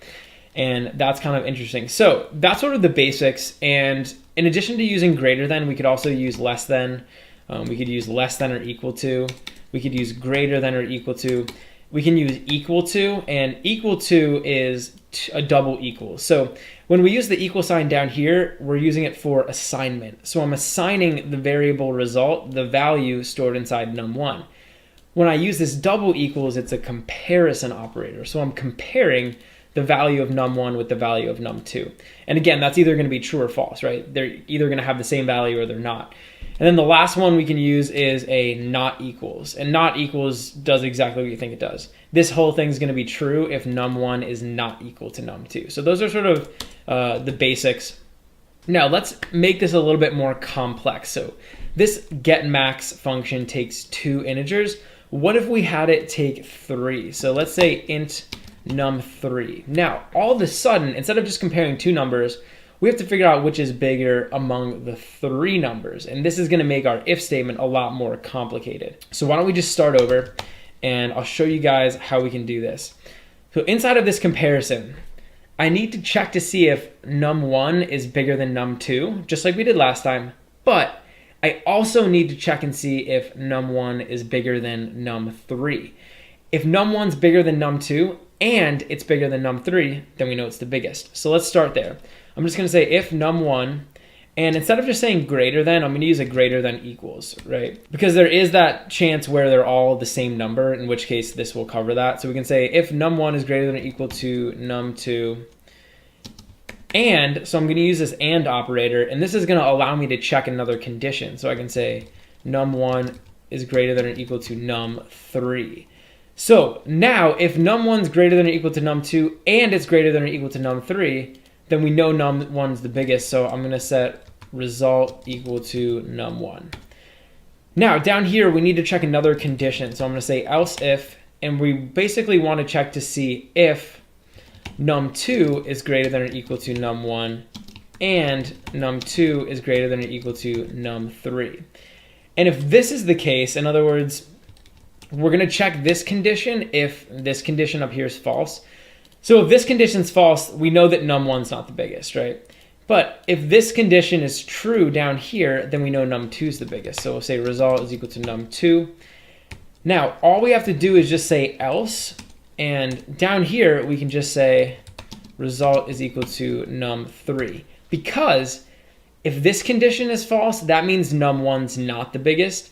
If this condition is also false, that means num2 is not the biggest. So if num1's not the biggest and num2 is not the biggest, then num3 must be the biggest. So we're going to default to this value. All right, so that is the if-else block that we need. And you see I'm using a bunch of different stuff here. So not only am I using this AND operator, I'm also using these comparison operators, and that's what these guys are called. So let's go ahead and test our little function out. So now instead of saying 2 parameters, we need to pass in 3. So I'm going to pass in 2, 5, and 10, and we should get 10 back, which we do. If we wanted, we could test out each of the positions. So for example, I could test out, we'll make this one the biggest now, the second one, and we'll see if it works, and it does. And we'll make this one the biggest now, and we'll see if it works. And it does, cool. And then also there was that condition where like 2 of them were the same. So let's try this, where 2 of these guys are gonna be the same, and we'll run the program, and yeah, so it's still gonna be able to return 200. So there is our max function, and hopefully this gives you guys a little introduction into using comparisons. Now we can compare all different types of data. So using these comparison operators, we can compare integers. We can also compare like doubles and floats, and we can compare characters. So you can compare all of those guys just by using all that stuff in there. In this tutorial, I'm going to show you guys how to build a 4-function calculator in C++. Now, if you've been following along with this course, you'll know that in the beginning of the course, we created a very simple calculator. And basically that calculator was able to take in 2 numbers as input, and it added them together and printed out the answer. But in this tutorial, now that we've learned a little bit more in the C++ language, we're going to build a more complex calculator. So this calculator is going to allow the user to enter in 2 numbers, but it's also going to allow the user to specify which operation they want to perform. So they can specify that they want to add the numbers or multiply the numbers, divide them, multiply them, whatever. So it's essentially going to be a more powerful calculator. So down here, inside of my main function, I want to start writing the code for this. And the first thing I'm going to do is create a few variables. So I want to create a couple variables, and why don't we just create these as ints? You could also make these doubles if you wanted. We'll just call them num1 and num2. And these are going to represent the 2 numbers that we want to perform the operation on. And then down here, we're also going to want to create a character, and I'm going to call it OP for operator. So we're going to store the 2 numbers here, and we're going to store the operator here. So it's either going to be plus, minus, division, or multiplication. All right, so now that we've created those 2 variables, we want to start writing the code to get the input from the user. The first thing that we want to do is print out a prompt. So I'm just going to say cout, and I'll basically just print out enter first number. So we'll prompt them to enter in the first number. And then down here, we're going to use cin. And remember, you want to use these 2 greater than signs. And we want to store the user's input inside of num1, just like that. Okay, cool. So now that we got num1, I'm actually just going to copy this code, and then down here we can paste it 2 more times. So down here we're going to ask them for the operator. So I'll say enter operator, and we're going to store the operator inside of that OP variable, just like that. And then finally we're going to enter in the second number, and we'll store it inside of num2. So basically what I'm doing is I'm prompting the user for all of the information that we need. So we're going to get that first number, we're going to get the operator, and then we're going to get the second number. So they'd give me like 5 plus 2 or 6 divided by 7 or something like that. All right, so now that we have all of that information, we have one more thing that we need to do, which is we need to figure out what the user wants to do. right over here we have the operator. So ideally they would have entered in like a plus sign, a minus sign, whatever, but we don't know what exactly they entered in. Like we have no idea what they were going to enter in. So we need to figure that out. And this is a perfect scenario for an if statement. So I'm going to use an if statement and I'll show you guys how we can check this. So I'm just going to say if, and we need to put a condition in here. So basically what we want to do is we want to figure out what that operator is. So the first thing I'm going to do is just check to see if the operator is equal to a plus sign, right? So if the operator is equal to a plus sign, then we're basically just going to print out the result of adding the two numbers together. So why don't we come up here and I'm going to create an integer called result, and then down here we'll set result equal to num1 plus num2.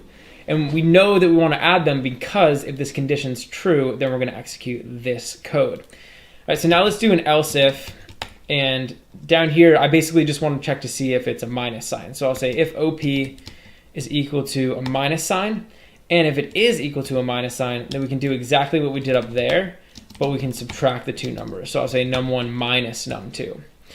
All right, so we can do the same thing for multiplication and division. So I'm actually just going to copy this else if, and I'll paste it down here. And now we'll say OP is equal to / that means division. And then one more time, we're going to do this for multiplication. So use this asterisk, and then here we're going to multiply the two numbers. So now we're basically covering all of the operators. So if they enter in a plus sign, we got that covered, minus sign, division sign, and multiplication sign, right? We can cover all of those standard scenarios, but there's always the chance that the user entered in an invalid operator. So instead of entering in one of these, they just entered in some random character, in which case I'm going to use an else block over here. And this else block is going to get executed whenever none of these conditions are true. So if none of the conditions are true, then we know they entered in an invalid operator. So I'm just going to go ahead and print that out. I'm going to say cout, and we'll just print out invalid operator. All right, so basically by the end of this if block, we should have a value stored inside of result. So down here, we're just going to print it out. So I'll just say cout, and we'll print out result. All right, so let's see if our program works. I'm going to go ahead and run the program, and it says enter first number. So why don't we enter in a 5? Enter operator, let's enter a plus sign, and second number, why don't we do 30? So now when I click enter, hopefully our if statement's going to execute. We'll be able to figure out which operation I was trying to do, and then we'll be able to perform it correctly. So you see down here, we printed out 35, so it looks like everything worked. So why don't we try a couple other ones? Let's do like 50 divided by 5. So down here we get 10. Yeah, so it looks like that's working. All right, let's check one more thing. Let's check to see if we enter in an invalid operator. So I'm gonna put like a 5. We'll enter the operator. Let's make it like a capital G, and then we'll put a 9 for the second number. And you'll see down here it prints out invalid operator. And then we're also getting this other little printout here. And actually that's just because we didn't give result an initial value. All right, so that's basically our for function calculator. You guys can see how we can combine getting input from the user. Then we can use these if statements to basically figure out what the user input, and that can be extremely powerful. In this tutorial, I'm going to talk to you guys about using switch statements in C++. Now, a switch statement is basically a special type of if statement, which allows us to check one particular value against a bunch of other values. So this is a very special use case when we're trying to compare different things. So I'm going to talk to you guys about what switch statements are, and we'll do an example which will kind of illustrate what they're doing. So in my program, in this tutorial, I actually want to create a little function which is going to be able to convert a number into the day of a week. So basically, if the user passed in a 0 to this function, I'd want to be able to print out like Sunday. Or if the user passed in a 1, I'd want to be able to print out Monday, etc. So I want the function to be able to convert an integer number to a day of the week, just like that. So I'm going to show you guys how we can do this inside of our C++ program. So I'm going to create my function, and we're basically just going to have it return a string. And I'm just going to call it getDay of week, just like that. And I'm going to make an open and close parentheses. And this is going to take one parameter, which is going to be an integer, and we'll just call it day num. So this is going to be the number of the day of the week. So like 0 through 6, basically. All right, so inside of our little function now, we need to figure out how we can do this. So depending on the day of the week, in other words, depending on the day num that they give us, we want to be able to return a different value. So the first thing I'll do is I'm going to create a variable, and it's just going to be a string, and I'm just going to call it day name. So this will be like, this will end up storing the name of the day that they requested. And then down here at the end of this function, we're going to return it. So I'm just going to say return day name. So now we know what we're going to end up returning. So our goal inside of this function now is to populate this day name variable with the correct day of the week. So let's think about this. I mean, one way that we could build this function is by using an if statement. So I could say like if day num is equal to 0, and if day num is equal to 0, then I can say day name is equal to Sunday, right? That works. And then I can just keep doing this for every day of the week. So I could say like else if, and again, I have to check to see if day num is equal to something else. So day num is equal to 1. And then down here, we'll do the same exact thing. So we say day name is equal to Monday, right? I can keep doing this for every single day of the week. Here's the problem though. I'm gonna have to do this like 7 times, right? Potentially 8 times if we want to check for an invalid input. So I'm gonna have to create 8 of these different if-else structures in order to figure this out. And that is extremely inefficient. And actually, this is a perfect circumstance for us to use something called a switch statement. Now, a switch statement essentially takes what we're doing over here with these if-else statements, and it makes it a lot easier. So one thing I want you guys to notice is in every single one of these conditions, in other words, in every single one of these if conditions, we're checking to see if the same value, day num, is equal to a different value. So in here, we're saying day num is equal to 0. Here, we're saying day num equal to 1. And the next one, it would be day num equal to 2, then day num equal to 3. All of those conditions are checking to see if day num is equal to something else. And when you have a situation like that, it's a perfect candidate for a switch statement.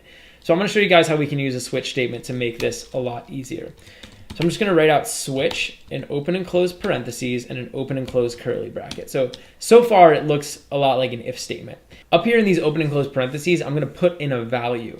And we're basically going to put the value in here that we want to compare to all those different values. So in my case, it's going to be day num, right? I'm comparing day num to 0, 1, 2, 3, 4, 5, 6, etc., right?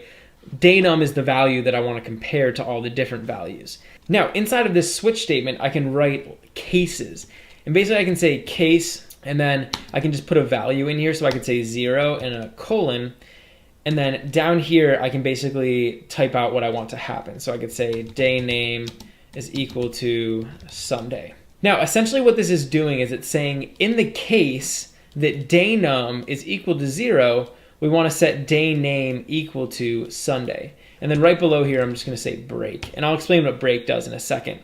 But I can basically make one of these cases for every single number. So I could say like case 1. So in the case that day num is equal to 1, I'm going to set day name equal to Monday. And then again, I'm just going to say break. And then I can keep doing this for 2, 3, 4, 5, 6, etc., right? So what this break is doing down here, this break statement is essentially breaking us out of the switch statement. So if I don't put this break statement here, C++ is actually just going to keep looking through all these cases. So even if day num is equal to 0 and it sets it equal to Sunday, it's still going to keep going and checking all these different values unless I say break right here. And generally, it's a good idea to say break unless you want to be able to check for more than one condition. We're basically saying in the case that day num is equal to 0, we're going to do all the code down here. And I'm actually going to make one of these for each day of the week. So I'm going to go off and do that, and then we'll meet back here, and I'll kind of show you guys what I have. All right, so I went ahead and made one of these little case blocks for every day of the week. So you can see down here we have 0 through 6, and they're all corresponding with the appropriate days. So like case 3, day name is Wednesday, etc., right? So everything seems to be working. Now, there's one more thing that we have to do in this switch statement. So down here, there's always the chance that the user enters in an invalid day of the week. So in other words, if the user doesn't enter 0 through 6, then we want to be able to handle that. In other words, I want to be able to handle the situation where the number that they entered isn't in here. And inside of a switch statement, we have a special little block which is called default. So we can just say default, a colon, and then down here, this code is going to get executed if none of the cases up here are true. So if the number isn't equal to any of these numbers up here, then this code inside the default block will get executed. So down here, I could just say day name is equal to invalid day number. All right, so now we have our switch statement set up, and you can see how this is a lot cleaner than something like an if statement. So this is a lot clearer what's going on. We don't have to type out else if like 1,000 times. We don't need all those parentheses and all that stuff. Basically, it's just really clear. It's really easy to visualize what's going on. All right, so let's see if our get day of the week function is working. I'm gonna go in here and we're actually gonna print out the value. So I'll say cout and we'll call this. So I'll say get day of week, and we need to pass this an integer. So why don't we pass it to 0? And hopefully we should get printed out here Monday. Or Sunday, whoops, yeah. So over here, Sunday. So Sunday would be the first day of the week. Well, let's see if we can get Monday. So I'm gonna put 1 here instead of a 0, and now we should get Monday. Yeah, awesome. All right, let's try one more. We'll try 6. So 6 is gonna be Saturday. And let's see if it works. Cool, so Saturday worked as well. All right, there's one more situation, which is where we pass in an invalid number. So if I pass in like a 10 here, now we'll be able to see that this isn't gonna work. So it should tell us invalid day number. Awesome. So this is a pretty cool function, and it's working. And you can see how we can use these case statements in order to make this a lot easier. Now, here's the thing. I could have easily done this with an if statement. Nothing is stopping me from doing that. But it's a lot easier to use something like a switch statement, and that's why C++ included it in the language. In this tutorial, I'm going to show you guys how to use while loops in C++. Now, a while loop is basically just a programming structure that allows us to loop through a block of code while a certain condition is true. So with this tutorial, we're starting into something called loops, and loops are extremely useful. And there's a lot of situations in our programs, specifically in C++, where we're going to want to be able to loop over code and do things a bunch of times. So I'm going to introduce you guys to the most basic type of loop, which is a while loop, and we'll sort of see what it does and see how it works. All right, so down here, the first thing I'm going to do before I create my while loop is I'm actually just going to create an integer, and I'm just going to call it index, and I'm going to set it equal to 1. So this isn't 100% necessary when you're creating while loops. We're just going to use this in our example in this tutorial. Now, when I want to create a while loop, I can basically just say while. I can make an open and closed parentheses and an open and closed curly bracket. And this is sort of like the main structure, the main outline for a while loop. Now, here's what's going to happen, okay? Over here, inside of these parentheses, I'm going to specify a condition. Now, if you remember learning about if statements in C++, this is essentially what we're doing here. So in here, we're putting a condition just like we would an if statement. And as long as this condition is true, I'm going to loop over and continually execute all of the code that's inside of these curly brackets. As you'll see in a second, we're going to put a bunch of code inside of these curly brackets, and as long as the condition up here is true, we're going to keep looping through that code. And every single time we loop through that code, we're going to check this condition. So let me just show you guys this, and we can kind of get a feel for what's going on. So up here in these parentheses, I can basically just write a condition. So what I want to do is I'm going to say while index is less than or equal to 5. So this is now my condition. While index is less than or equal to 5, I'm going to execute the code inside of this loop. So I'm going to execute the code inside of these curly brackets. So down here, what I want to do is I basically want to print out the value of index. So I'm just going to say cout index, and then I'm also going to say endl, so we print out a new line. And then down here, I'm going to increment the index. So I'm just going to say index plus plus. So you remember index plus plus just adds 1 to index, essentially. All right, so what I'm doing is I'm specifying my condition. While index is less than or equal to 5, I want to execute all of this code. So I'm going to run my program, and maybe you can sort of see already what this is going to do. But if not, we're going to run it and we're going to take a look at what's happening. So you'll see over here, when I ran my program, we basically got 1, 2, 3, 4, 5. Here's what's happening. Over here, I created this variable called index. I set it equal to 1. And I basically told C++ that while index is less than or equal to 5, I want to keep looping over this code. So basically what happened was, the first time we went through, we checked this condition. So we checked to see if index was less than or equal to 5. Since that was true, in other words, since index was 1 on the first iteration of the loop, we executed this code. So we printed out 1, and then we incremented index. So index was now equal to 2. Then we came all the way back up here and we checked this condition again. So we checked to see if index is less than or equal to 5. In this case, index is equal to 2. So the condition's true. Index is less than or equal to 5. So we're going to execute all of the code inside of here again. So we printed out 2, and then we incremented 2 up to 3. And then we came back up, we checked the condition again. Every single time we go through the loop, we check that condition. So before we execute the loop, we execute that condition, we go back up, check it again, and execute the code again. Eventually, we got to the point where index was equal to 6. So we came up here to check this condition, and 6 is not less than or equal to 5. So then we just came down, we broke out of the while loop, and everyone was happy. So that's essentially what we did, and that's what a loop is. Basically, you specify a condition. As long as that condition's true, then you're good to go, and we can pretty much just keep looping through all of the code in there.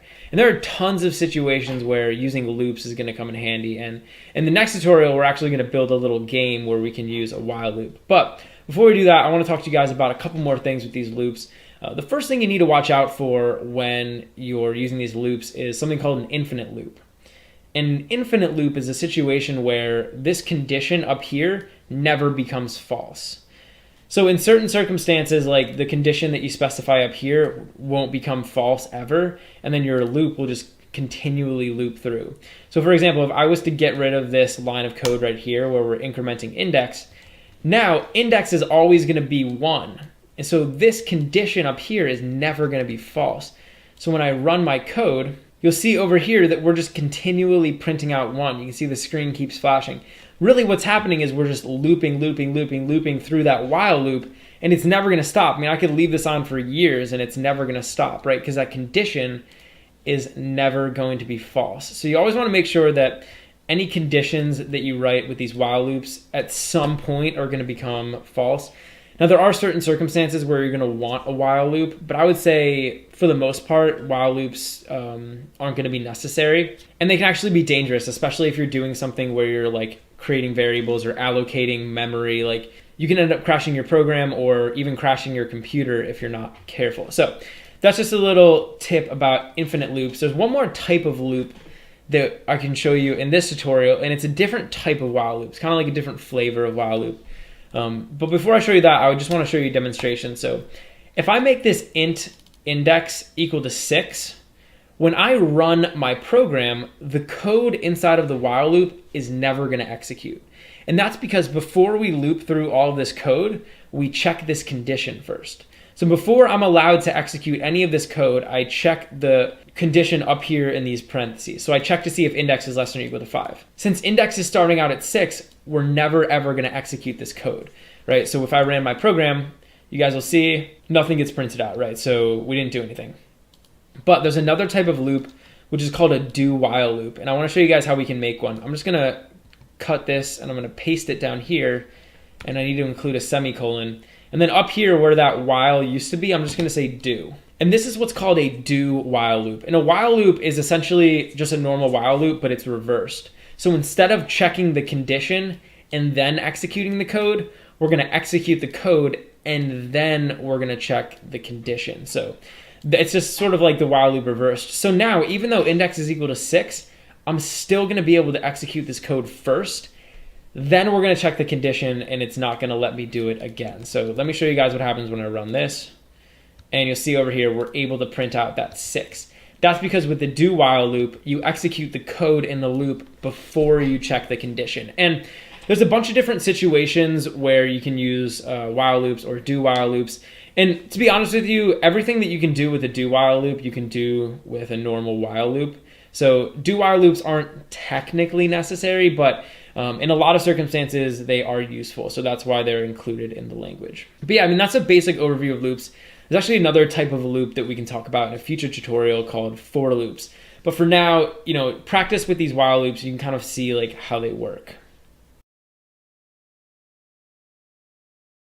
In this tutorial, I'm going to show you how to build a little guessing game in C++. And this is going to be cool because we're actually going to be able to use some of the stuff that we've been learning up to this point in the course. So we'll use things like while loops, if statements, we'll use variables, we'll use all sorts of stuff in order to build this game. So essentially how this is going to go is the user is going to try to guess a secret number. Right, so I'm going to have a secret number stored here in my program, and the user's job will be to try and guess what that number is. So the concept of the game is pretty simple, and as you'll see in a second, it's actually pretty simple to program something like this. But here's the one caveat is if the user doesn't get the guess right on the first try, I want to keep asking them, keep prompting them to enter in another guess. So I'm going to show you guys how we can do this. So the first thing I want to do is create our secret number. So I'm just going to make an integer, and I'm just going to call it secret num. I'm just going to set this equal to, I don't know, let's say 7. So 7 is going to be our secret number. And then the next thing I want to do is create another integer, which we're going to call guess. And I'm not going to give guess a value right up front. So now we have our secret number and we have our guess. And we want to be able to keep asking the user to guess what the secret number is until they get it right. So whenever something needs to be done continually, that's usually a good sign that we want to use a while loop. So I'm going to go ahead and say while. I'm going to make an open and close parentheses, and I'm going to make an open and close curly bracket. So inside of this while loop, we want to continually ask the user to enter in the number until they get it right.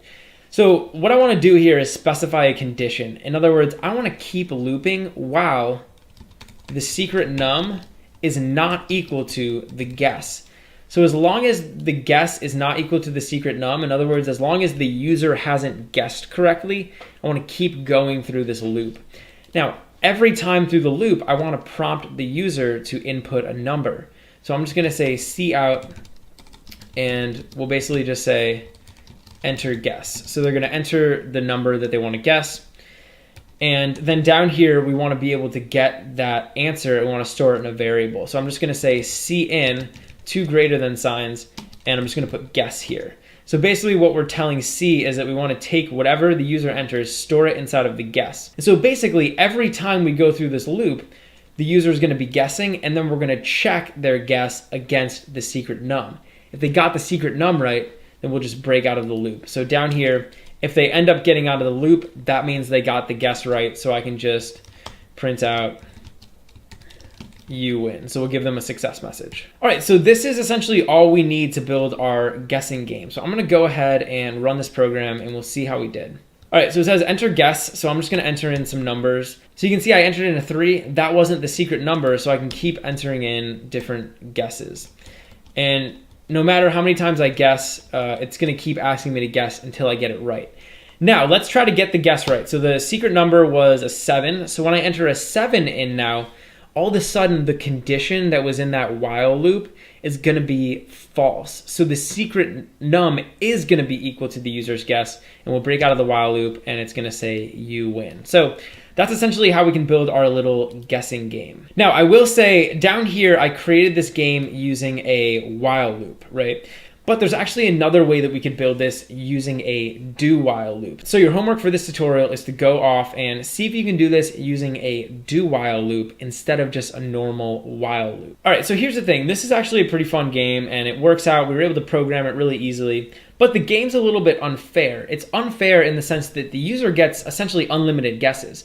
So they can guess as many times as they want. And honestly, that doesn't seem fair. So what we could do is we could impose some sort of a guess limit. So I could say, hey, the user's only able to guess like 3 times and then they lose the game, right? So I'm gonna go ahead and show you guys how we can actually program something like that. We're gonna need to add in a couple extra variables. The first variable I'm gonna add in is gonna be called guess count. And this variable is basically just going to keep track of how many times the user has tried to guess the secret number. So every time the user guesses a secret number, we want to increment the guess count. And I'm actually going to set this equal to 0 initially because the user will have guessed 0 times. Then down here, every time the user guesses, I'm going to increment the guess count. So I'm just going to say guess count plus plus. So now we're basically able to keep track of how many times the user has tried to guess the secret number. All right, we're going to make another variable over here, and I basically just want to call this guess limit. And guess limit is going to specify how many times the user is able to guess until they lose. So why don't we set this equal to 3? So we'll say that the user gets 3 guesses. If they can't get the word in 3 guesses, then they're going to lose the game. All right, and then one more thing, we want to create another variable which is going to be a Boolean. And this is going to be called out of guesses. And I'm going to set this equal to false initially. So out of guesses will tell us whether or not the user has any guesses left. If out of guesses is false, that means the user has guesses left, right? Because they're not out of guesses. If it's true, it means they don't have any guesses left because they ran out of guesses. All right, so now that we have these variables, I want to show you guys how we can modify this while loop. All right, so down here, every time we go through this while loop, you'll see that we're letting the user guess the number. But here's the problem. If the user doesn't have any guesses left, then we don't want them to be able to guess the number, right? In other words, if they've reached the guess limit, we don't want to give them another guess. So what I can do here is I can actually use an if statement. And what I'm going to say is if guess count is less than guess limit. So if the guess count is less than the guess limit, then I'm going to let them guess, right? Because if this condition's true up here, that means that they still have some guesses left, right? They haven't reached the guess limit. So then they're going to be able to guess, we'll increment the guess count, etc. Otherwise, though, if the guess count isn't less than the guess limit, that means that they ran out of guesses, right? So what I want to do is I want to toggle this Boolean. So basically I want to say out of guesses is equal to true. So I'm telling my program that they ran out of guesses. All right, so once we've set this equal to true, now we're basically done inside of this while loop, right? So every time we go through, we're checking to see if they have any guesses left. If they do, then we let them guess. Otherwise, we tell our program that they're out of guesses. There's one more thing that we have to do to this while loop, which is modify the condition. And up here in this while loop condition, we can use this AND operator. And this AND operator will allow me to put 2 conditions inside of there. So I could say while secret num is not equal to guess, and we can check another condition. So what I want to do is I want to check to see if they're out of guesses. So I want to check to see if out of guesses, and I want to check to see if they're not out of guesses. So we're going to keep looping as long as they haven't guessed the secret word and they're not out of guesses, right? If one of those becomes false, so if they run out of guesses or if they guess the secret word, then we're going to break out of the loop. So that's essentially what's happening here. All right, so one more thing. Down here below the while loop, we have this cout, and we're just printing out you win.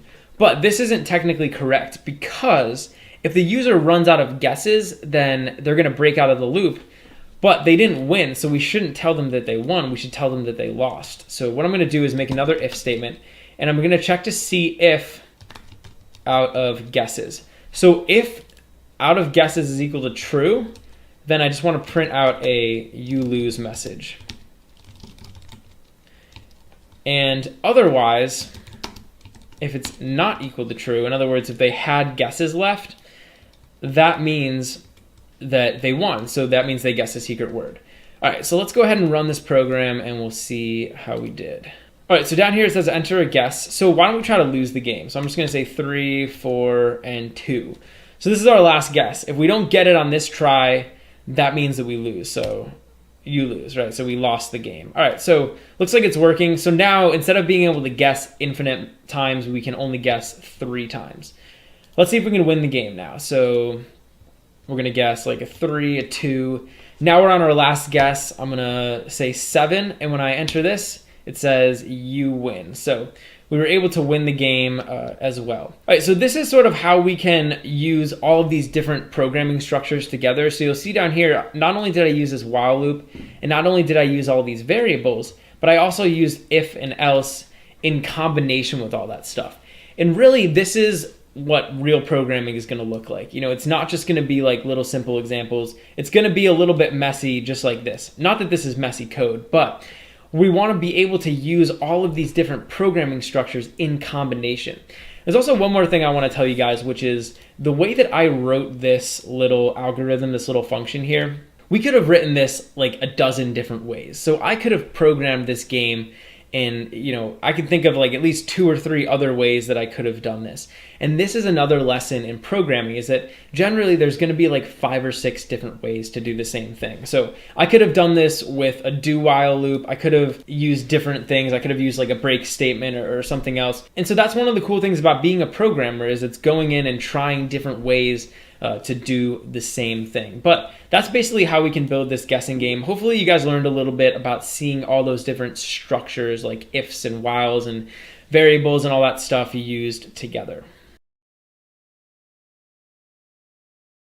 In this tutorial, I'm going to talk to you guys about for loops in C++. Well, for loop is a special type of loop which actually allows us to keep track of how many times we've gone through the loop. So in a for loop, we can use something called an indexing variable. And basically that indexing variable will allow us to keep track of how many times we've gone through the loop.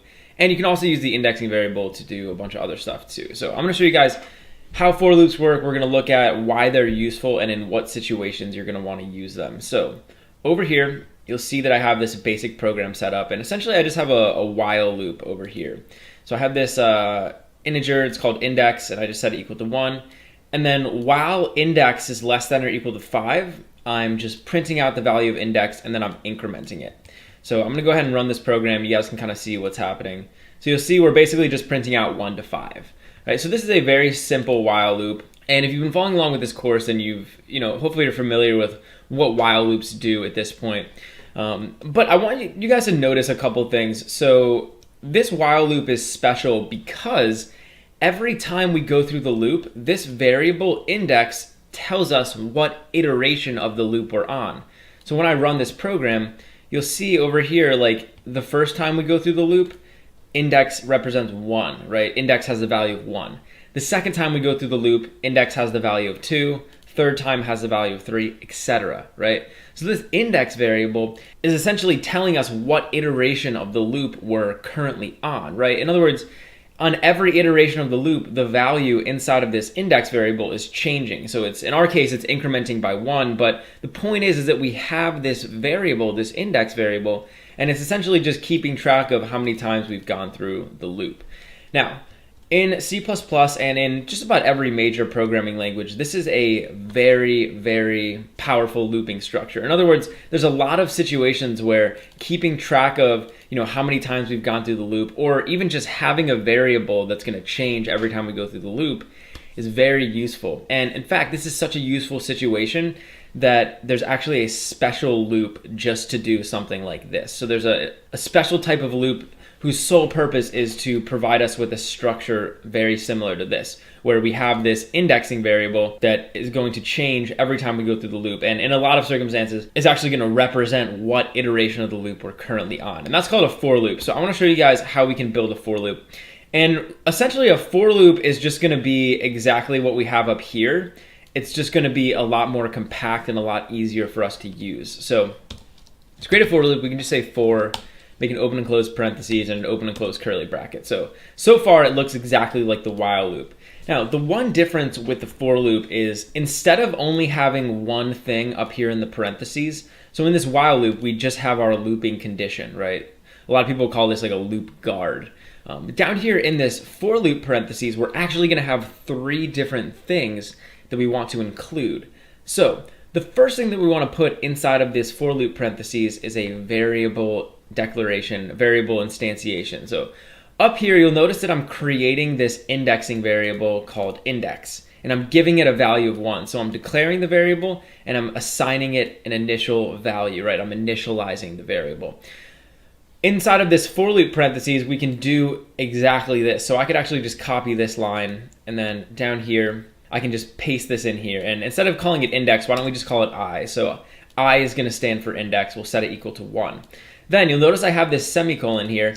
After I put this semicolon, we can actually put another line. So another thing that we have in this while looping structure is our loop guard, right? This loop condition. It's essentially telling us when we should loop. So if this condition up here is true, then we want to keep looping. So that's the next thing that we want to put inside of this for loop parentheses. So we're putting this variable declaration and initialization, and then down here we're also going to put the looping condition. So this is going to tell the loop when it should stop and when it should go. All right, so then I'm also going to put another semicolon here. So you'll notice I have a semicolon here after we create this variable, and I have another semicolon here after we specify the looping guard. The next thing I want to do is put in a line of code that's going to get executed after each iteration of the loop. Up here in this while loop, you'll notice that we have this line of code over here, index plus plus. This line of code is going to get executed at the end of every single loop iteration. So the last thing that we're going to do when we go through this while loop is increment the index variable, right? So that's essentially what we're going to put over here. We're going to put a line of code which is going to get executed after every iteration of this loop. And in our case, we're just going to increment this variable I. So I'm just going to say I plus plus. We're adding 1 to I. Now again, I could put essentially any line of code here that I want. I mean, I could put like I minus minus. I could do, basically whatever I want. But in our case, we're just gonna increment I just like we did up here with index. So now inside of this for loop body, inside of these open and closed curly brackets, we can just put whatever we want to do on each iteration of the loop. So that's gonna be this line up here.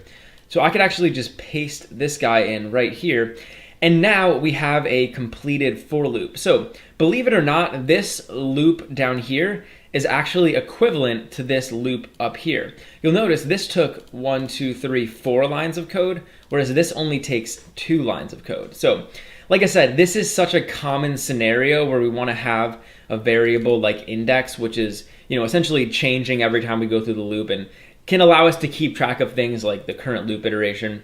Such a common situation that there's a special loop called a for loop for that. And the for loop, the first thing we do is create the variable just like I did up there. So I'm initializing this variable.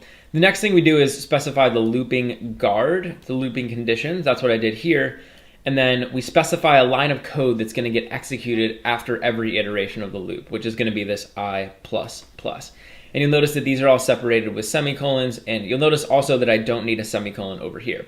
So let's actually get rid of this while loop, and I'm gonna go ahead and show you guys what happens when we run the for loop. And actually I need to change these to I. So instead of this being index, I'm just gonna leave it as I, and this is also gonna be I. So we have int I is equal to 1. We're gonna keep looping as long as I is less than or equal to 5. And then at the end, we're just gonna increment I. So we're gonna say I plus plus. And every time through the loop, we are printing out I. So let's go ahead and run this code. And you'll see we get the same exact output as we did with the while loop. So it's still just 1, 2, 3, 4, 5. So what's cool about these for loops is we can essentially like keep track of a value every time we go through. And in our case, we're basically just keeping track of how many times we've gone through the loop. So I want to show you guys how we can use these for loops to actually iterate through the contents of an array. So let's say I created an array of integers, so we'll just call it like nums, and I'm just gonna give this an initial value. So why don't we just say 1, 2, 5, 7, 3. Right, so I have this array of integers and it just has a bunch of numbers in it. And if you recall with integers, if we wanted to access a specific element inside of this list, I could just say like nums and then put the index in here. So if I said nums 0, this is going to give us access to this 1. If I said nums 4, it's going to give us access to 0, 1, 2, 3, 4. It's going to give us access to this 3. What I could actually do is I could modify my for loop down here in order to actually loop through and print out all the contents of this array.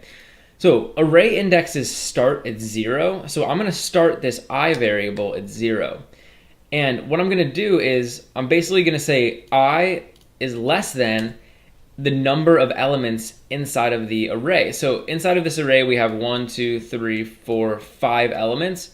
So I'm going to say while I is less than 5, we want to keep looping. And then I'm just going to say I plus plus. And down here, instead of printing out I could actually just print out nums I. And what this is going to do is on the first iteration of the loop, it's going to print out nums 0. On the second iteration of the loop, it's going to print out nums 1. On the third iteration of the loop, it's going to print out nums 2, etc. And it's going to do that all the way up to nums4, which as we saw is going to be this 3. So that's going to be the last element in the array. So we can actually use this for loop to loop through all the elements in the nums array. So let's go ahead and do that. And you'll see over here, we're printing out all of the elements. So we're printing out 1, 2, 5, 7, 3. So that is a very common situation. We can use for loops to iterate over the elements inside of an array, and it can be really useful. So play around with these for loops. These are extremely useful. And one more time, I just want to go over the structure. So the first thing we're doing over here is we're creating a variable, or we're initializing a variable. So I'm saying int I is equal to 0. And then I'm specifying my looping guard. So my loop condition, I'm saying we're going to keep looping as long as I is less than 5. And then this is a line of code that'll get run after every iteration of the loop. So every time we go through this loop, we'll come up here, run this line of code, and then we'll check the condition again. That is the basics of a for loop. This is a very useful loop. I would say this is almost even more widely used than a while loop in a lot of situations. So you definitely want to practice and play around with these for loops. In this tutorial, I'm going to show you guys how to build an exponent function in C++. Now, an exponent function is basically a function that will take a number to a specific power. So I could write a function that I could pass in 2 numbers. Like if I passed in 3 and 4, this would basically give me back 3 raised to the 4th power. So I'm going to show you guys how we can build this, and we'll actually get a chance to use for loops. So we can use a for loop in order to build this function, and it's going to be pretty cool. So up here, I'm going to create my exponent function. So we're going to have this use an integer. So I'm just going to say int. And why don't we just call this power, because it's taking a number to a specific power. I'm going to make an open and closed parentheses and open and closed curly bracket. Now our power function is going to take 2 arguments. So it's going to take a base number and it's going to take a power number. And we're basically going to take the base number to the power of the power number. So I'm just going to say int and then int pownum. Now down here in our power function, we need to figure out how we can do this. So I basically need to take base num to power num. And we can use something called a for loop in order to do that. So the first thing I want to do is just create a variable. So I'm just going to call it result. And I'm just going to set this equal to 1. And then down here, I'm basically just going to return result. So essentially, our goal inside of this function is to get the result variable equal to the value of the base num raised to the power number, right? That's kind of our goal throughout this function. Let's just say for the purposes of simplicity and the purposes just of this tutorial that we're only going to be able to handle positive number exponents. So we're just going to go ahead and assume that pownum is going to be positive. And that'll just make it a lot simpler and kind of help me to drive home the point a little bit better. What we're going to need is a for loop, and I'm going to go ahead and write out this for loop. Now, up here in the parentheses, we need to specify 3 things. The first thing I need to specify is a variable. So I'm just going to say int I is equal to 0. I'll start this out at 0. Now what I need to do is specify a looping condition, or a loop guard. So I want to keep looping as long as I is less than the pownum. Essentially what I'm saying here is I want to go through this loop pownum times. So as many times as the pownum specifies, I want to go through this loop. So if pownum is 3, I want to loop through 3 times. If pownum is 5, I want to loop through 5 times. That's basically what this is saying. And then over here, we can just specify something that we want to do after each iteration of the loop. So I'm just going to say I++, and basically we'll just be incrementing the value of I every time we go through the loop. All right, so down here inside of our for loop, we need to think about what we can do. So we already know that we're going to be looping through here pownum times, right? So what I think we should do is we should multiply result times the base num every time we go through this loop. So what I'm going to say is result is equal to result times base num. And the reason that this is going to work is because, let's just kind of break this down. The first time we go through this loop, right, result is going to be equal to 1. So the first time we go through this loop, we're multiplying base num by 1. So we just get base num. The second time we go through the loop, result is equal to base num, right? In other words, result has the value of base num. So the second time we go through, we're essentially multiplying base num times base num squared, right? The third time we go through this loop, result has the value of base num squared. So if we're multiplying base num squared times base num, that'll give us base num cubed. So that's kind of why this is going to work, right? So we're looping through this for loop pow num times, and every time through the loop, we're multiplying result times the base num.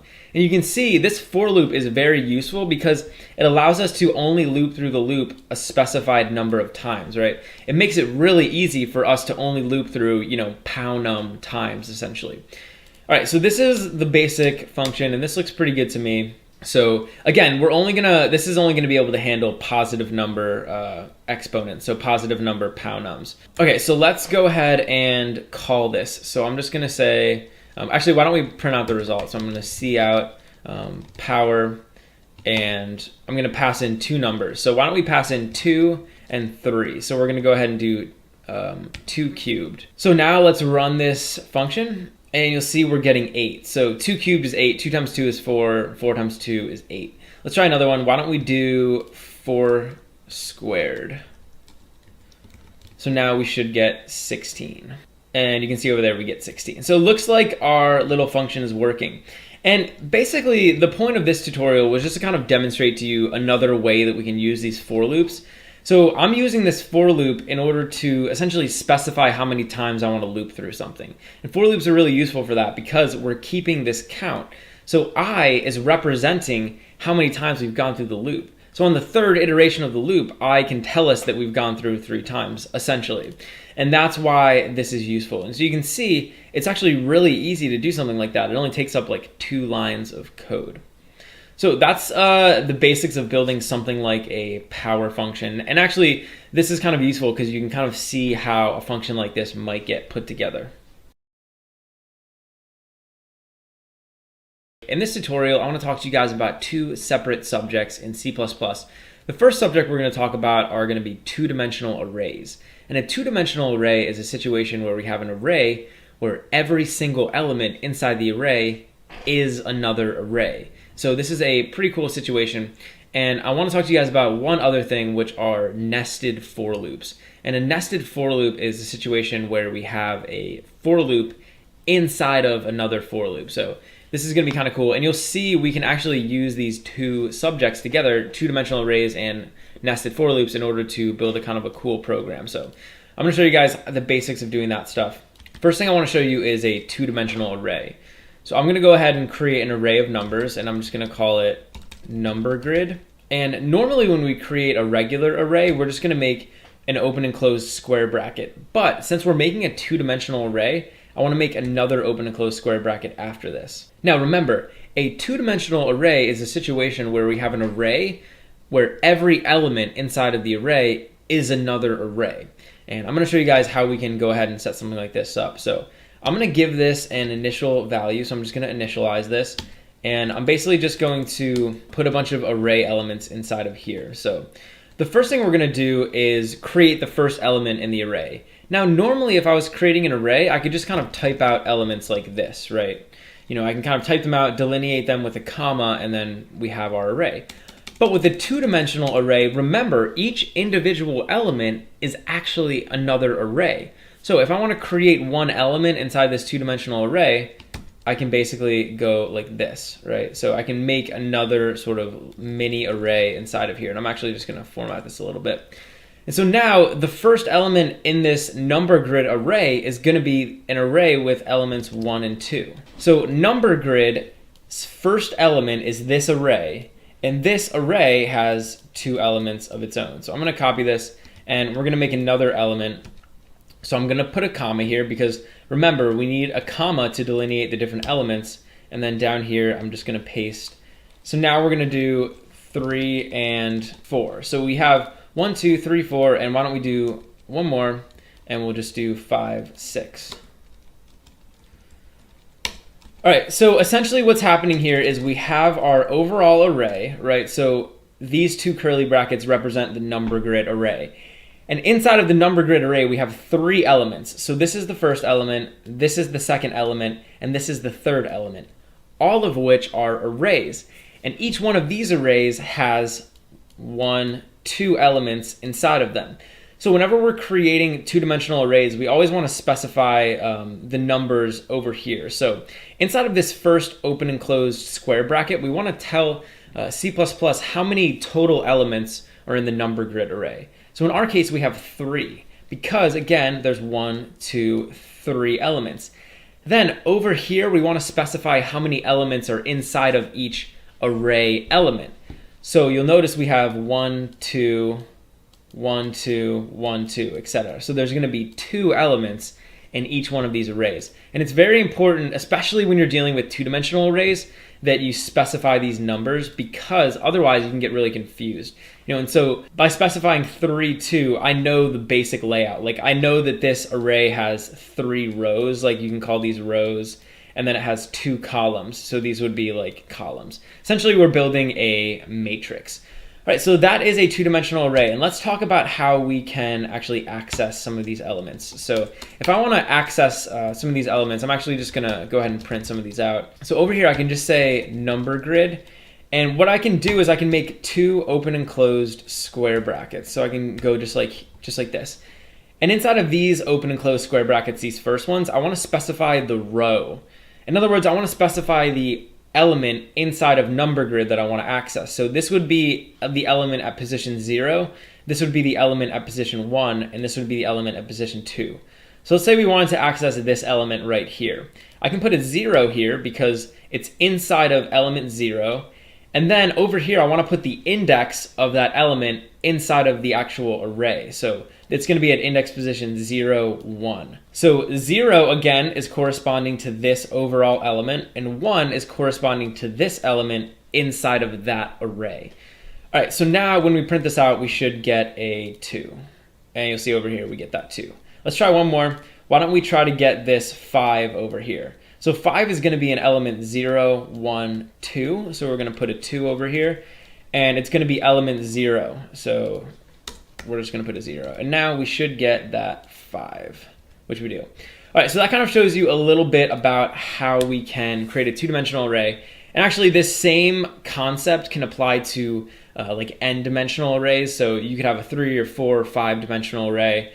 And all of these same concepts are going to apply. Obviously, the more dimensions you add, the more complex it becomes. But you can get pretty complex with arrays just by using this technique. All right, so that was the first thing I wanted to show you guys. And now I want to introduce another topic, which is a nested for loop. A nested for loop is a situation where we have a for loop inside of another for loop. And actually, nested for loops can be extremely useful because we can use them to print out all of the elements inside of this two-dimensional array. So basically, we could iterate through all the elements inside of here using a nested for loop. And I'm going to show you guys how that's going to work. So down here, I want to create a basic for loop. So I'm just going to say for, and I'm just going to say int I is equal to 0. Again, our goal here is to be able to loop through all of the elements in this array. And as I sort of create this for loop, just kind of stick with me. Eventually, this is all going to make sense. But what I want to do is I want to keep looping while I is less than 3. And I'm using 3 here because I want this for loop to loop through all of these individual elements. So all of the arrays inside of the number grid array. Then over here, I'm just going to say I++.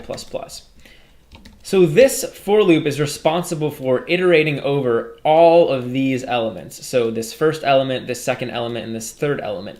But remember, each of these elements is another array. So what I want to do is for each of these arrays, I want to iterate over each of the elements inside of those arrays. So I can create another for loop to do that. So I can say int, and I'm just going to call this j. And a lot of times when we're using nested for loops, people will name these ij. That's kind of a convention. I'm going to set this equal to 0, and I'm going to keep looping as long as j is less than 2. And remember, 2 is how many elements are inside each of these arrays, right? So this loop over here is responsible for iterating through all of these elements, and this one down here is responsible for iterating through all of these elements. So I'm going to say j less than 2, and then I'm just going to say j++. So now we have our basic structure set up. For every iteration of this I loop, this j loop is going to fully iterate. So it's going to go through all the way. And down here, I'm just going to see out, and I'm basically just going to print out all of these different elements. So I'm going to print out number grid I, J. And you guys will see in a second basically how this is gonna work. And then real quick down here, I'm just gonna see out a new line. So I'm just gonna say see out end L, and that'll print kind of a new line. So let's go ahead and run this, and then I'll give you guys more of an explanation of as far as what it's doing. So when I run this, you'll notice that we're actually printing out all of these elements. So we're printing out 1, 2, 3, 4, 5, 6. So I'm actually able to go through and iterate over every single element inside of this two-dimensional array. And basically what's happening is every time we go through this top loop up here, this I loop, we're fully iterating through the J loop. So this I loop is responsible for iterating over each individual element. So it's responsible for iterating over this, this, and then this. This J loop is responsible for iterating over each of the elements inside of those elements, which are arrays. So the J loop is going to loop over this and this. So the first time we go through this loop, I is going to be equal to 0 and J is going to be equal to 0. So we're going to print this out. Then we're going to go through this J loop again. I is still going to be equal to 0, but J is going to be equal to 1. So we're going to print this element out. And then I is going to be equal to 1, so it's going to be 1, 0. We'll print this out. And then it's going to be 1, 1, so we'll print this out. And that's essentially what's happening here. So nested for loops and even like nested while loops. I mean, any sort of nested loop can be very useful. And it can be useful for looping through, like I said, complex structures like that. In this tutorial, I want to talk to you guys about using comments in C++. Now, comments are little special blocks of code which aren't actually going to get executed or rendered by C++. So a lot of times in your programs, you're going to want to, basically write things that are meant for human beings. So whenever we're writing programs, like whenever we're writing code or instructions, those instructions are meant for the computer. So I can tell the computer to print something out, or I can tell the computer to loop over a block of code or something like that. But a lot of times we're going to want to write out messages just for human beings. So either for yourself or for someone else. And we can do that using something called a comment. And I'm going to show you guys what comments are. Essentially, a comment is just a little line of code or a block of code that C++ is going to ignore. And therefore, we can use it to write little messages for ourselves. So in order to create a comment in C++, there's actually a couple ways we can do it. The first way is just to make 2 forward slashes. So when I make 2 forward slashes, you'll notice that when I start typing, all of this text is actually colored different than the text over here. That's because this is a comment. So any text that I put after these 2 forward slashes is going to be considered a comment, and it's not actually going to get rendered by C++. So even though I have a bunch of nonsense up here, I can still run my program and it's still going to be able to execute. So you'll see I can run the program and there's no errors. It's just printing out comments are fun. So this is a really great way to kind of write a little note. A lot of people will use this to write notes to themselves or maybe write notes to other developers. You can also use this to like describe a line of code. So I could like describe this line of code over here. I could say like print out text, right? Obviously, you probably wouldn't need to describe this line, but if you had like a complex function or complex loop or something like that, a comment could come in handy. You can also put these comments like after a line of code, so I could just cut this out and paste it down here. And you'll see that everything that comes after these 2 forward slashes is going to be considered a comment, but I can still put code over here. And again, you could use this to like describe what the line of code is doing or something like that. The one downside to this type of comment, though, is that it only works on one single line. So if I come down here to the new line, all of a sudden this goes back to normal text. So this is no longer a comment. If you want to have a long block of comments, though, you can use something called an opening and closing tag. So if I make a forward slash and an asterisk, then everything that comes after this, even if it's on a different line, is going to be considered a comment. So you can see all of this stuff is now a comment. But I can close this off by saying an asterisk and another forward slash. But now everything that's in between these 2 tags is going to be considered a comment. And these 2 types of comments are very common, and pretty much either one you use is going to be correct and is going to work out. So that's basically how the 2 types of comments and how you can use them. Another way that comments are useful is for commenting out lines of code. So a lot of times when you're working with your programs, maybe you want to try to run your program without a certain line of code. You might be running into a problem and you think a certain line of code is the culprit. Well, one option would be to just remove the line of code. So for example, let's say that this line of code was potentially like messing up my program and I wanted to see how the program would act without that line of code. Well, I could just delete it, save the file, and then run the program, and now we're running the program without that line of code. The problem with that though is I have to physically delete the line of code, right? If I wanted though, I could just put a comment in front of it, and now this entire line is going to get ignored by C++. So it's essentially the same as removing it, but we don't actually have to physically remove it from the file. It's still going to be there. We can still see it. We still know that it's there. It's just not going to get executed. So that's another useful way that comments can come in handy. So yeah, I think a lot of developers use comments, and you definitely want to take advantage of them in your programs when they're appropriate. In this tutorial, I want to talk to you guys about pointers in C++. Now, a pointer is basically just a type of information that we can work with in our programs. If you've been following along with this course, up to this point, we've been working with all different types of data. So we've been working with things like integers, which are whole numbers. We've been working with like doubles, which are decimal numbers. We've been working with strings and chars, which are like plain text. And in this tutorial, I want to introduce you guys to another type of information we can deal with, which are called pointers. And pointers are basically just memory addresses. So we're going to kind of get into what that means, what is a memory address. We're going to talk about all that stuff, and I'll give you a full introduction into pointers. So over here in my program, I have a few different variables that I created. I have an integer called age, and I gave it a value, a double called GPA, and a string called name. Now all of these are variables in my program. Right, so in other words, all of these are essentially just containers where I'm storing specific information. For my purposes, when I'm writing this program, I'm storing the value 19 inside of this age variable, right? I'm storing 2.7 inside of this GPA variable. But let's kind of, go underneath the hood a little bit and talk about what's actually going on here. So in everyone's computer, you have something called your memory. And another word for this would be RAM. So you might have heard people talk about RAM. It stands for Random Access Memory. It's essentially just the active memory that your computer is using when it's running programs. So whenever your computer runs a program, it's using RAM. So it's storing information inside of this memory. Let's just say our program, for example. So in the case of this program, if I was to run this program, my computer would actually be using RAM. In other words, my computer is going to use its memory in order to store and keep track of information.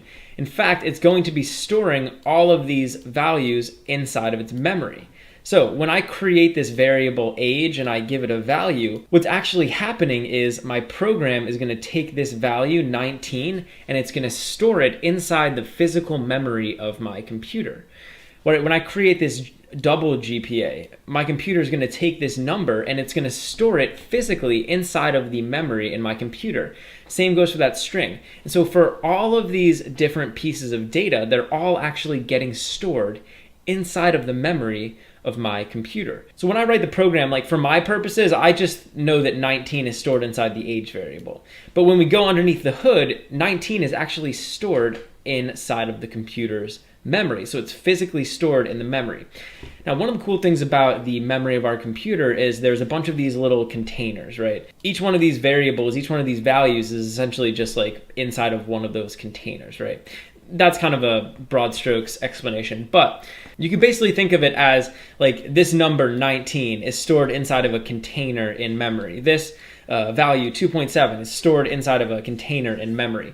And each of the containers inside the memory of my computer where these values are stored has an address.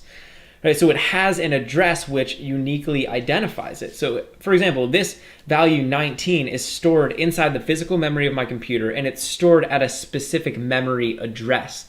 This value 2.7 is stored in the memory of my computer and it's stored at a physical memory address. And so when my program wants to access this value, it can access it by using that memory address. When I want to access the variable, I can just access it using like age or GPA. But when my computer wants to access it, my computer has to access it using the physical memory address. So that's kind of like what's going on. And I want to show you guys how we can go ahead and access that physical memory address. So I could actually print it out. I could just say cout, and if I wanted, I could basically print out the memory address where each of these variables are stored. In other words, I could print out the memory address where this value 19 is stored. I could print out the memory address where this value 2.7 is stored. All I have to do is just make an ampersand, and then I can type in the name of a variable. So I could type in like age, for example. And what this is going to do is when I put this ampersand here, it's essentially going to tell C++ that I want to print out the memory address where the age variable is stored. In other words, I want to print out the memory address where this value of 19 is stored. So when I run my program, you'll notice over here that I'm getting this kind of crazy number. So it's 0x6AFEE0. This is a hexadecimal number. Basically, it's just some long number that would be very difficult for a human being to remember, but the computer's able to remember it just fine. So if you were to go to this physical memory address inside of my computer, you would find the value 19. I mean, that's essentially what this is doing, right? So that's basically like where that value 19 lives inside of our memory, right? So if I wanted to access it or change it or modify it, my program can do it using that address. And that's essentially what we're talking about. And in C++, we have a word for these addresses. So we have like a special word that we use when we're talking about addresses. It's called a pointer. So generally, if I'm working in C++ and I want to talk about a memory address, I'm going to talk about pointers. So I would say that this is a pointer, right? So over here, we could say that I'm printing out a pointer. And a pointer is just a type of information. It's just a memory address. So any memory address that we're working with or that we're using inside of our programs is going to be considered a pointer. And the way that we can access the pointer of these variables, or in other words, the way that we can access the memory addresses where these variables are stored, is by using this ampersand. So I have a little demonstration I want to show you guys. This is just a block of code that I wrote out before the tutorial.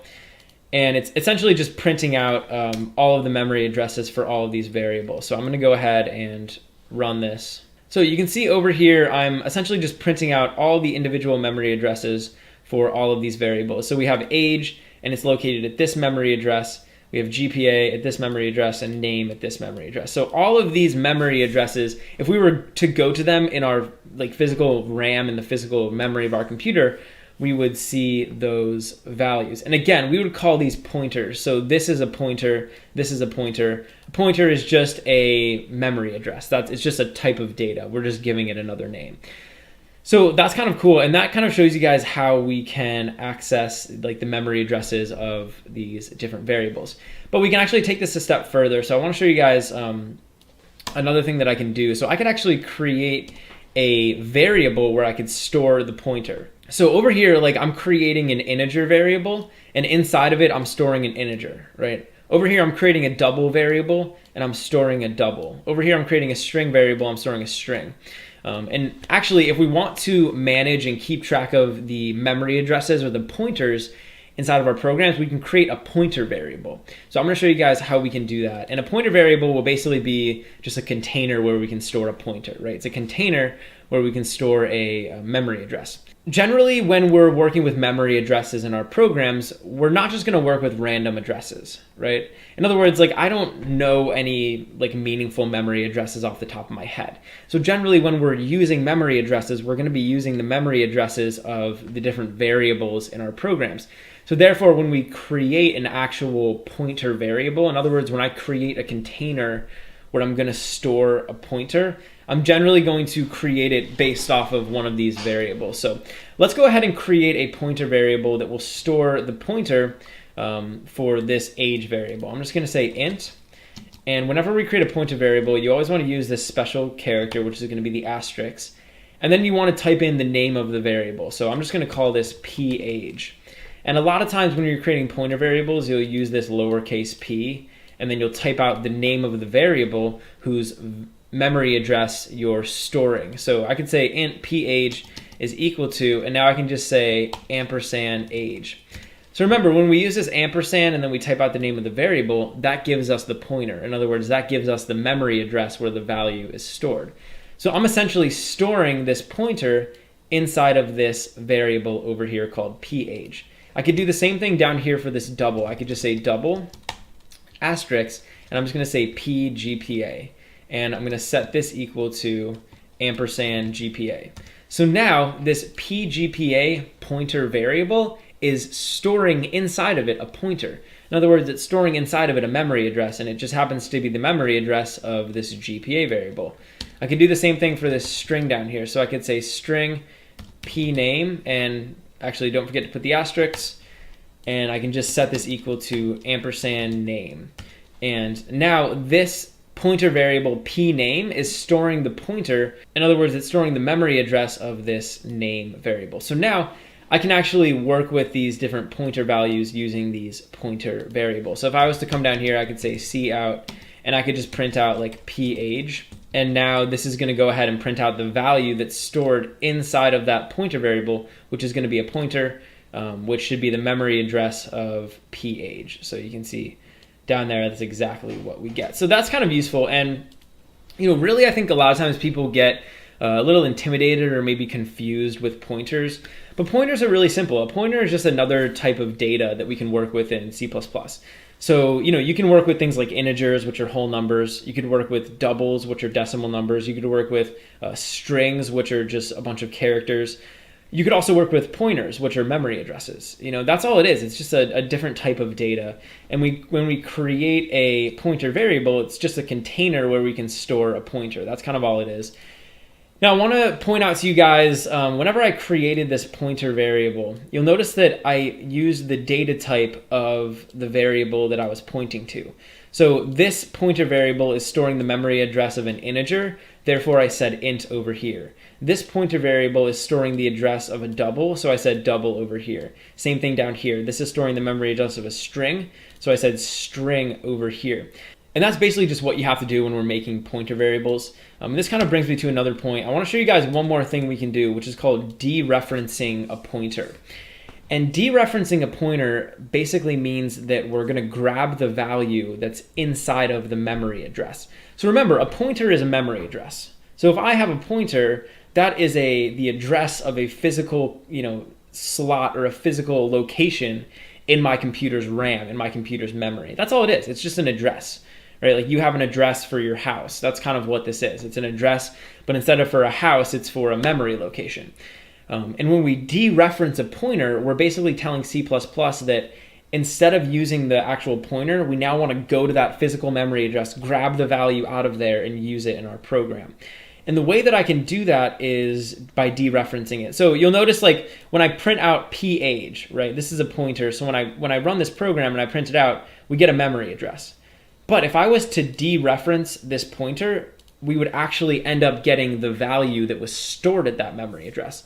So if I put an asterisk here, this is what's called dereferencing a pointer. So I could say asterisk page, and now we'll be dereferencing the page pointer. So now instead of getting that memory address when I run this program, we're going to get the value 19 because that is the value at the memory address that the pointer was storing, that the pointer was representing. So I'm going to run my program, and you'll see down here we get 19. So when I get rid of this asterisk, we get the memory address. When I put the asterisk here, we're dereferencing the pointer, so we just get 19. And that's kind of how that works. So hopefully that makes sense. I want to show you guys one more thing. So dereferencing is really useful. And if I just said, for example, like ampersand GPA, right? GPA is this variable up here. It's storing the value of 2.7. This is a pointer, right? So this is going to give me the memory address. So over here, when I run this, we get this memory address. But I could just dereference this, and hopefully this kind of shows you guys what we're doing. So I can just put an asterisk here, and this is going to dereference this entire thing. So now this asterisk is dereferencing this pointer, and we should end up getting the actual value, which is 2.7. So you can see we get this value. And you can kind of chain these together. Not that you would want to, but I could say like ampersand, and now we'll get the memory address again. So that's kind of how that works. And, pointers and, working with pointers, doing stuff with pointers can be really useful in C++. This is also a very useful concept in another language, which is called C. And C is actually the programming language that C++ is based on. And you use pointers a lot in that C language, but they're also important in C++. And if you're going to be a C++ developer or programmer, you need to have at least a baseline understanding of what pointers are and how they work. So hopefully that gives you a little bit of an idea of what they are. Remember, essentially pointers are just types of information. It's just another type of data that we can use in our programs. We can print them out, we can use them, we can store them inside of variables, and we can also dereference them, as you saw earlier in the tutorial. So hopefully that helps, and hopefully now you can kind of play around with pointers. In this tutorial, I'm going to teach you guys about classes and objects in C++. Classes and objects are extremely useful, and this is a very important topic in C++. So I'm going to give you guys a full overview of what these are, and we'll kind of get an idea of how to create classes and objects. So down here in my little program, I've just created a few different variables.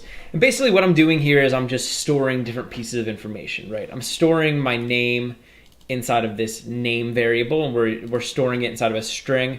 I'm storing pi, the first 3 digits of pi, in this double variable, and then I'm storing my favorite letter G inside of this character variable. So just using these variables, we're able to store a bunch of different types of information.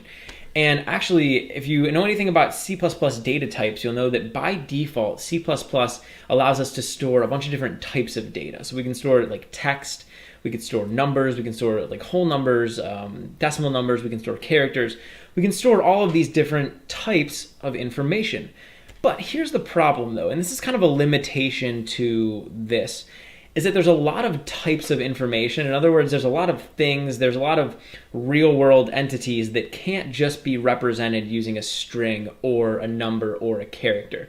Like there's a lot of things that we just can't represent with a string or a number or a character. Like a phone, for example. Like I can't really like represent a phone in my program using like a string or using just a number. Or think of something like a computer or a keyboard or an animal or a person. Like there's all these like real world entities that can't necessarily just be represented using the limited data types that we have, right? So we only have like a certain number of data types that we can use, and those data types really aren't enough for us to necessarily model everything in the real world. So imagine I was creating a program, for example, where I wanted to work with books. Like maybe I was creating a program for a library, and inside of that program, we needed to represent a book. Like I wanted to be able to work with books and store books and use books inside of my program.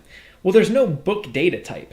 Right? There's no, like, I can't just come over here and say like book, my book, whatever. Like there's no book data type for me to use. So this is kind of a problem. And, forget about books for a second. Imagine any other, real world object, like a person or a location or a musical instrument, or really any type of like object in the real world that I'd want to represent in my program.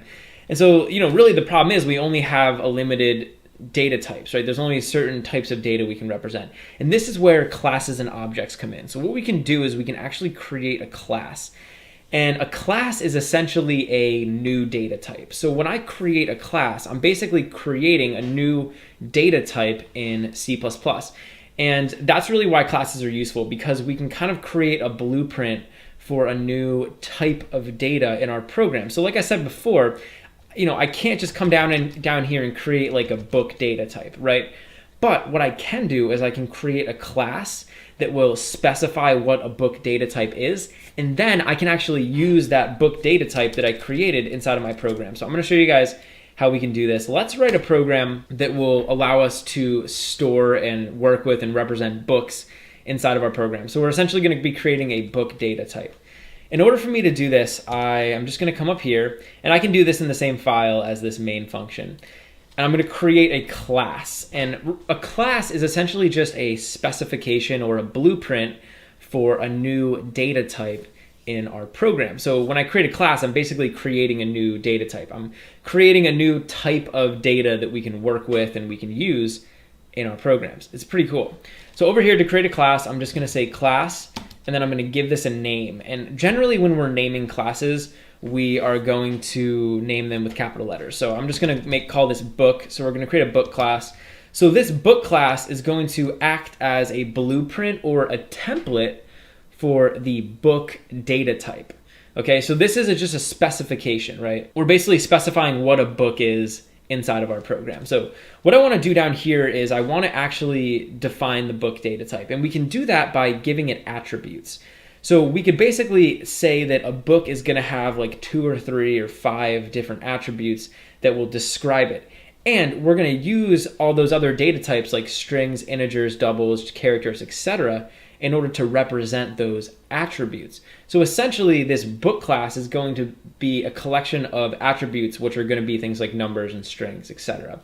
So I'm just going to say public, and I'm going to make a colon here.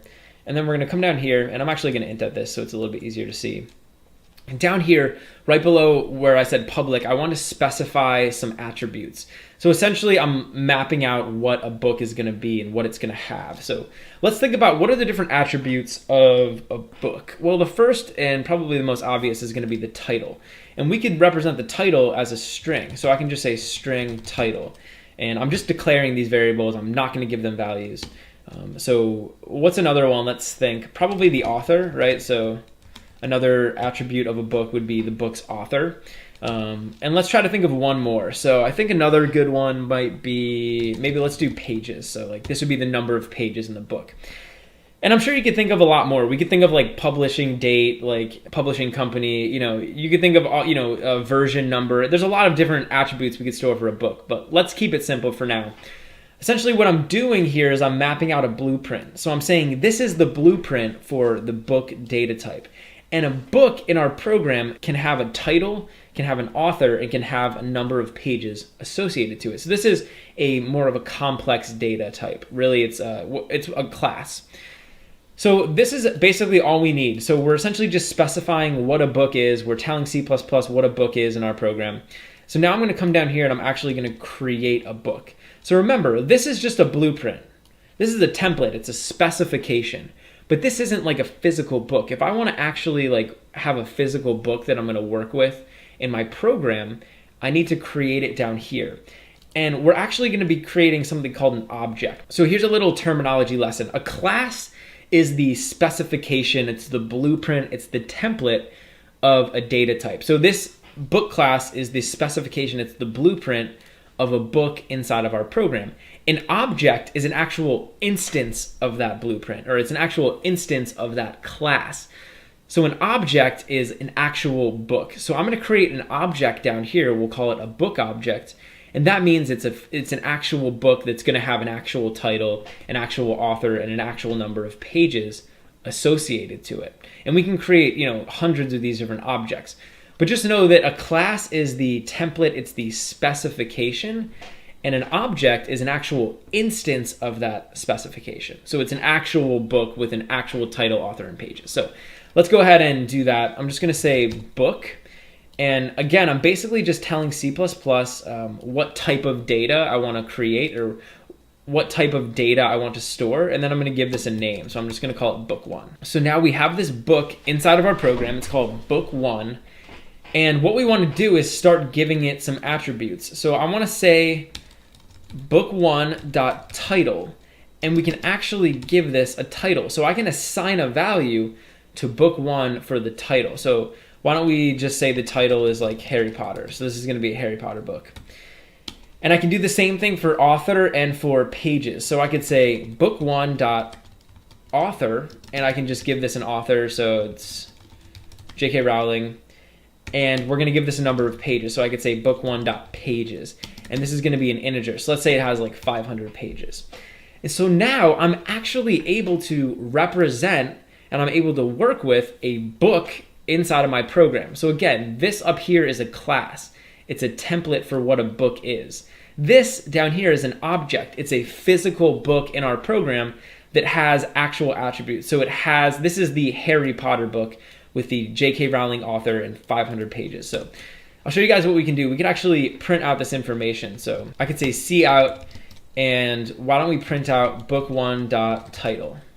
And so now I'm able to store all of this information inside of this book1 object. So I'm basically able to represent a book in my program. When I run this program now, you'll see we're printing out the title of the book, which is Harry Potter. I could do the same thing for like pages. So we could print out the number of pages in book1. which is going to be 500. So this is a really cool way for us to actually model a real world entity like a book inside of our program. So remember, before we didn't have a book data type, right? I had nothing I could use to represent a book in my program. Now all of a sudden I have one. So I can actually represent a physical book in my program. And we could make as many of these as we wanted. So I'm actually just gonna copy this and let's make another book. So let's say in addition to this Harry Potter book, maybe we want to make another one. And I'm just gonna call this book 2. So I'm gonna change all of these. So now all of these are set to book 2 and I'm gonna change all these attributes. Instead of it being a Harry Potter book, why don't we make it a Lord of the Rings book, and the author is gonna be Tolkien, and let's say that this is like 700 pages. So now I have 2 books in my program. I have book 1 and I have book 2. Book 1 has all of these attributes associated to it. Book 2 has all of these attributes associated to it. But both of these books are using this same book template, right? They're using the same book class. This is just a specification for what a book is, and down here I was able to create individual instances of that specification. In other words, I was able to create individual book objects. So I could also print out stuff about book 2. So now I could say like book 2 dot author, and this is going to print out book 2's author. So now it's Tolkien. So just like before, when we have like integers and strings and stuff like that, now in addition to those data types, we also have a book. So I can represent a book, I can use a book, I can store it, I can modify all its values and stuff like that. And down here, basically we're just defining the book and then we're giving it values. So I can say like book1.title, and I could also change these. So if I said book2.title down here, I could change it. So I could change it to like Hunger Games or something. And now book2.title is going to be updated. So these work just like normal variables would work. And you can see now we're getting Hunger Games. So that's pretty cool. And honestly, this is just an introduction into classes and objects. There's a lot more to learn about. There's a lot more to talk about. But hopefully this makes sense. What you want to do is just play around with modeling a real world object. So in here, I modeled a book. So I created a book data type, but you could create like a phone data type. You could create a keyboard data type. You could create anything. Essentially you're just taking a real world entity, breaking it up into individual attributes like title, author, and pages, and then you can represent it in your program. In this tutorial, I'm going to teach you guys how to use constructors inside of C++ classes. Now, a constructor is basically a special function that is going to get called whenever we create an object of a class. So let me show you guys basically how this works. So down here, or actually up here, I have this class. It's called book. And if you're following along with the course, we created this class in the last tutorial. And basically this book class is just sort of a blueprint or a specification for what a book is inside of our program. So, a book has a title, has an author, and it has pages. Awesome. So then down here, we actually created some book objects. And an object is just an instance of a class. So we have book 1, and book 1 has a title. It's a Harry Potter book and an author and pages and all that stuff. So I'm going to show you guys where constructors come into play. So a constructor, like I said, it's essentially just a function that's going to get called whenever we create one of these book objects. So up here, I'm actually going to go ahead and create a constructor. And the way we can create a constructor is just by essentially creating a function for this program. So I'm just going to say book, and I'm going to make an open and close parentheses and an open and close curly bracket. And essentially what we have here is a constructor. So this is a special function now, which is going to get called whenever we create a book object. So let me prove that to you guys. I'm just going to print something out, and I'll just say creating object. And then we also want to print a new line. So down here, I'm creating 2 objects. I'm creating book 1 and I'm creating book 2. Whenever I create a new object, you guys are going to see that this function up here is going to get called. So let me run this program. And you'll see over here, it says creating object twice.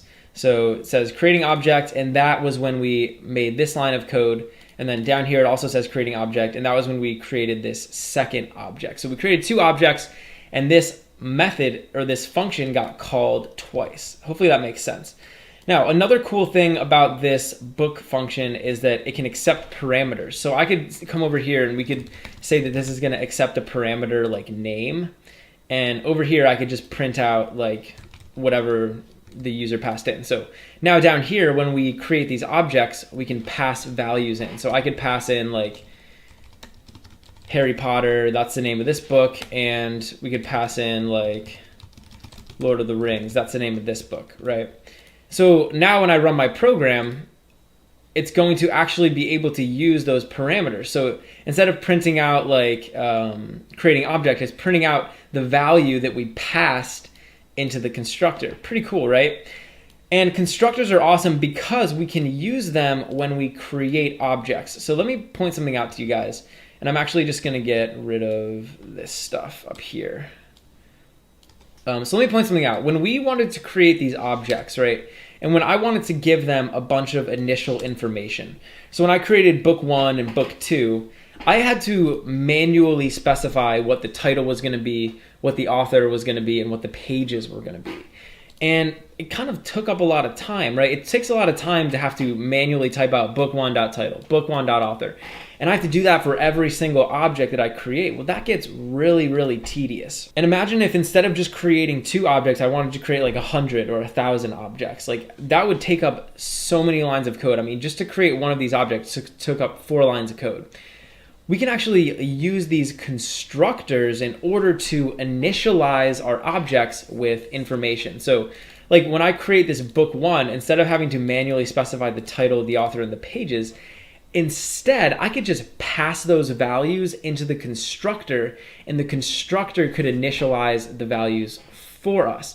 So let me show you guys how we can do that. Up here in our constructor, I'm going to specify that this constructor is going to take 3 values.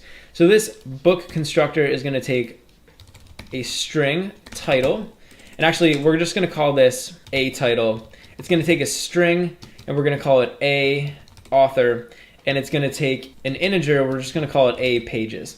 And I'm putting this a here. You don't have to do that. I'm just doing it so it's kind of easy for us to see what's going on. A is just going to stand for argument. So this will be like the title that's an argument. All right, so down here, what I can do is I can actually assign the values of title, author, and pages to the values that we passed in. So down here, we're assigning the values of title, author, and pages to all of this information. But instead of having to do it down here, I could just do that up here in the constructor. So I could say that the title is going to be equal to a title. So in other words, the title of the object, the title that we want to store for this specific book, is going to be equal to the title that gets passed in. I could do the same thing for the author. So I could say author is going to be equal to a author, and pages is going to be equal to a pages. And again, you don't have to name these a title, a author, a pages. You can name them whatever you want. I'm just kind of doing this so it's more obvious as far as what's going on. So down here, what I can do now, whenever I create this object, I need to pass it a title, an author, and a number of pages. So if I tried to run my program right now, you'll see we're getting an error. And we're basically getting an error because we didn't pass in these values. So what I can do is I can actually take the title, I can take the author, and I can take the number of pages, so 500, and I can pass them into this constructor. Then I can just get rid of all this code because we don't need it anymore. And I'll do the same thing for the Lord of the Rings book. So we can pass in the number of pages. And so now we can get rid of all this stuff. So we went from having 8 lines of code to create 2 objects. So now we just have 2 lines of code. And now when I run my program, we should be able to essentially just give this object a bunch of initial information. So let's go ahead and print out this stuff so you can kind of see what happens. So I'm just gonna see out, why don't we see out book1.title, and let's see what we get. So we should get Harry Potter, which we do. So we did exactly what we were doing before, except we were able to do it a lot easier and a lot cleaner now by using this constructor. So this was a very, very powerful tool for us to use. Now I also do want to point out we could still modify these. So I could still say like book1.title, and I could change the title. So I could change the title to whatever I want and it'll be updated. really all we're doing with this constructor here is we're just making it a lot easier. So we're essentially just making it easier for us to initialize a object with different values. So that's sort of the basics of using constructors. And I'll show you guys one more thing we can do. You can actually create multiple constructors. So I could create this constructor that will essentially just allow us to take in a title, an author, and a number of pages. But let's say that for some books, we wouldn't want to include one of those attributes. I can make another constructor over here, and this constructor, for example, won't take in any parameters, and I could just give these values like initial values. So I could basically just say like title is equal to no title, author is equal to no author, and we could also say like pages is equal to 0. So this is basically just giving this object like some initial information if we don't pass anything in. So now what I could do is I could come down here and I could create another book. So I could say like book, and we'll call this book 3. And now I don't have to pass in this information. So if I want, I can just do that. And we could print out like book3.title, and it's going to be that title that we gave it. And this needs to be capital. Whoops. So now you see we get no title. So a lot of times people will create multiple constructors. You're basically giving the user multiple ways that they can create your object. But I would say the most common scenario is going to be this, where you pass in all of the attributes and then they basically just get assigned. So that's the basics of constructors. Hopefully that makes sense. Constructors are very useful, so you're definitely going to want to use them in your C++ classes. In this tutorial, I'm going to talk to you guys about object functions in C++. You'll also hear people refer to these sometimes as like instance functions. And essentially what this is it's a function that we can put inside of one of our classes. And then the different objects of that class can use that function in order to either find out information about themselves or modify information about themselves. So I'm just going to give you guys a sort of introduction into how to do this. Now over here, you'll see that I actually set up a class, and this class is called student. And this is essentially just a template for like what a student is going to be in our program. And I've said down here that a student is going to have a name, a student's going to have a major, and a student is also going to have a GPA. So that information is sort of like what defines a student in our program. And then down here, I created a constructor, which basically just allows whoever's creating these objects in order to pass in some initial information. And we're passing in a name, a major, and then also a GPA. So I'm essentially just using this constructor as I normally would any other constructor. So this is our student class. And then down here in my main method, you'll see that I actually have a couple students. So I created a student called student1. His name is Jim. He's a business major, and his GPA is 2.4. And then I have another student, student 2. Her name is Pam. She's an art major, and she has a GPA of 3.6. So these are now 2 students that I'm working with and I'm sort of representing inside of my program. So that's awesome. So let me show you guys how we can use these different object functions. Let's say that we wanted a way to figure out whether or not one of these students was on the honor roll. Right, so let's say that at the school that these students attend, there's an honor roll, right? And let's say that the rules for being on the honor roll is you need to have a GPA of 3.5 or above. So if you have a GPA of 3.5 or greater, that means that you're on the honor roll. And let's say that we wanted to have an easy way to figure out whether or not a specific student was on the honor roll.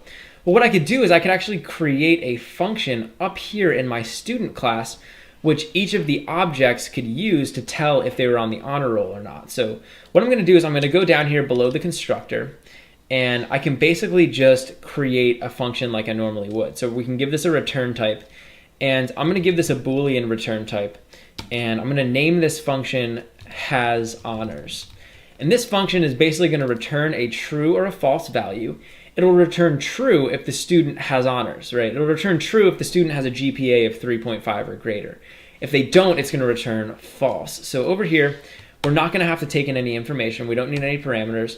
I'm going to make an open and closed curly bracket. Now down here inside of this function, we need to figure out if the object has honors. So I can just use an if statement. I'm just going to say if, And I'm basically just going to say if GPA is greater than 3.5, or actually if GPA is greater than or equal to 3.5, then we're going to come down here and we can just return true. Because if this code gets executed, that means that they have a GPA of 3.5 or greater. And then otherwise, if that's not the case, we can just return false. So that's essentially all this little function is going to do. It's very simple. If they have a GPA of 3.5 or greater, return true, otherwise return false. Now, what's cool about this function is each of the objects that I create can call this function. And depending on their specific GPA, it's going to return a different answer. So, for example, let's go ahead and call this on our first student, Jim. So I can just say cout, I just want to print out the answer. And I can just say student1 dot has honors.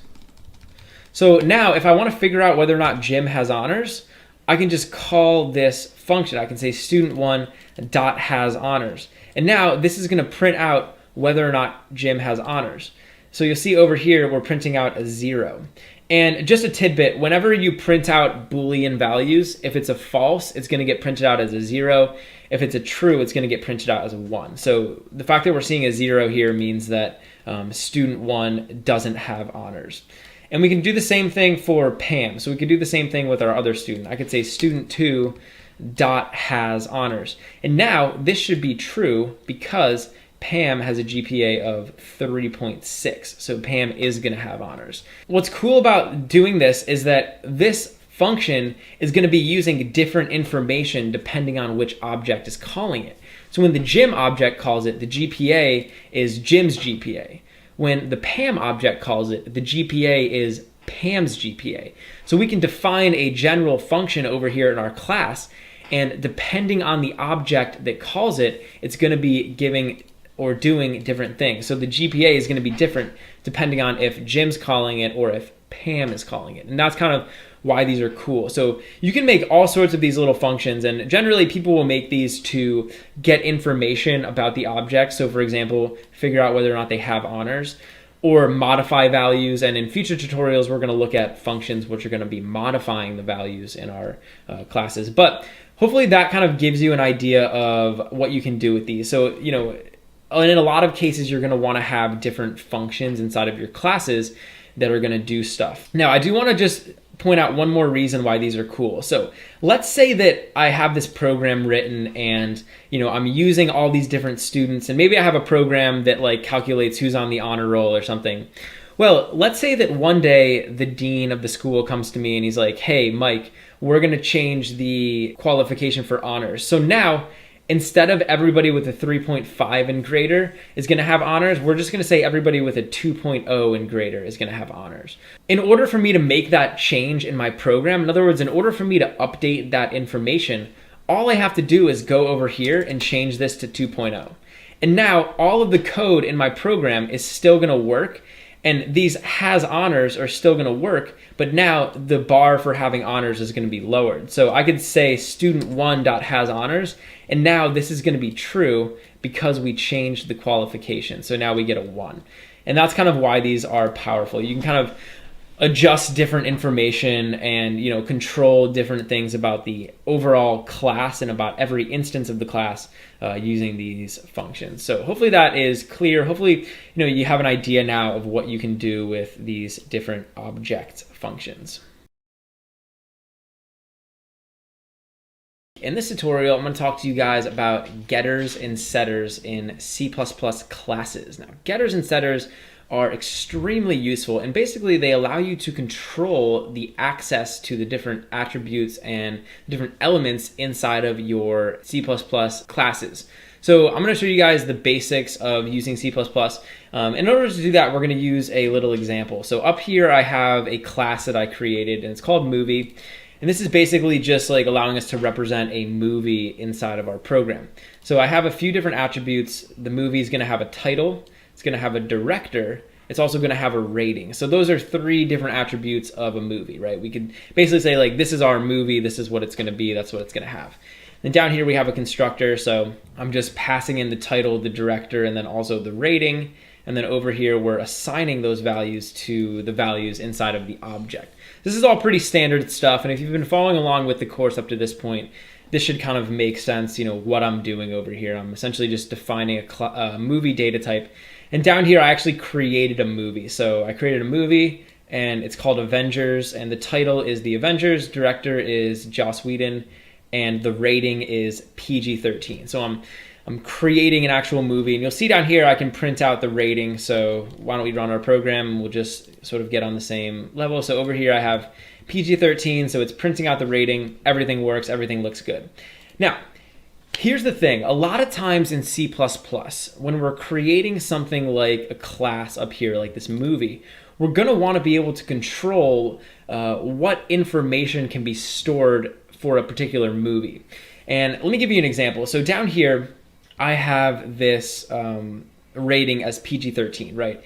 And generally for movies, there's a certain number of ratings that you can have. So it'd be like G, PG, PG-13, R, and then NR, right? So not rated. So just for our purposes, let's say that these are all the ratings that you can give to a movie: G, PG, PG-13, R, and NR, right? I'm sure there's some more that we could think of, but let's just say that those are the ratings that we're going to say are valid for a movie. Those are the ratings that are going to be allowed for a particular movie.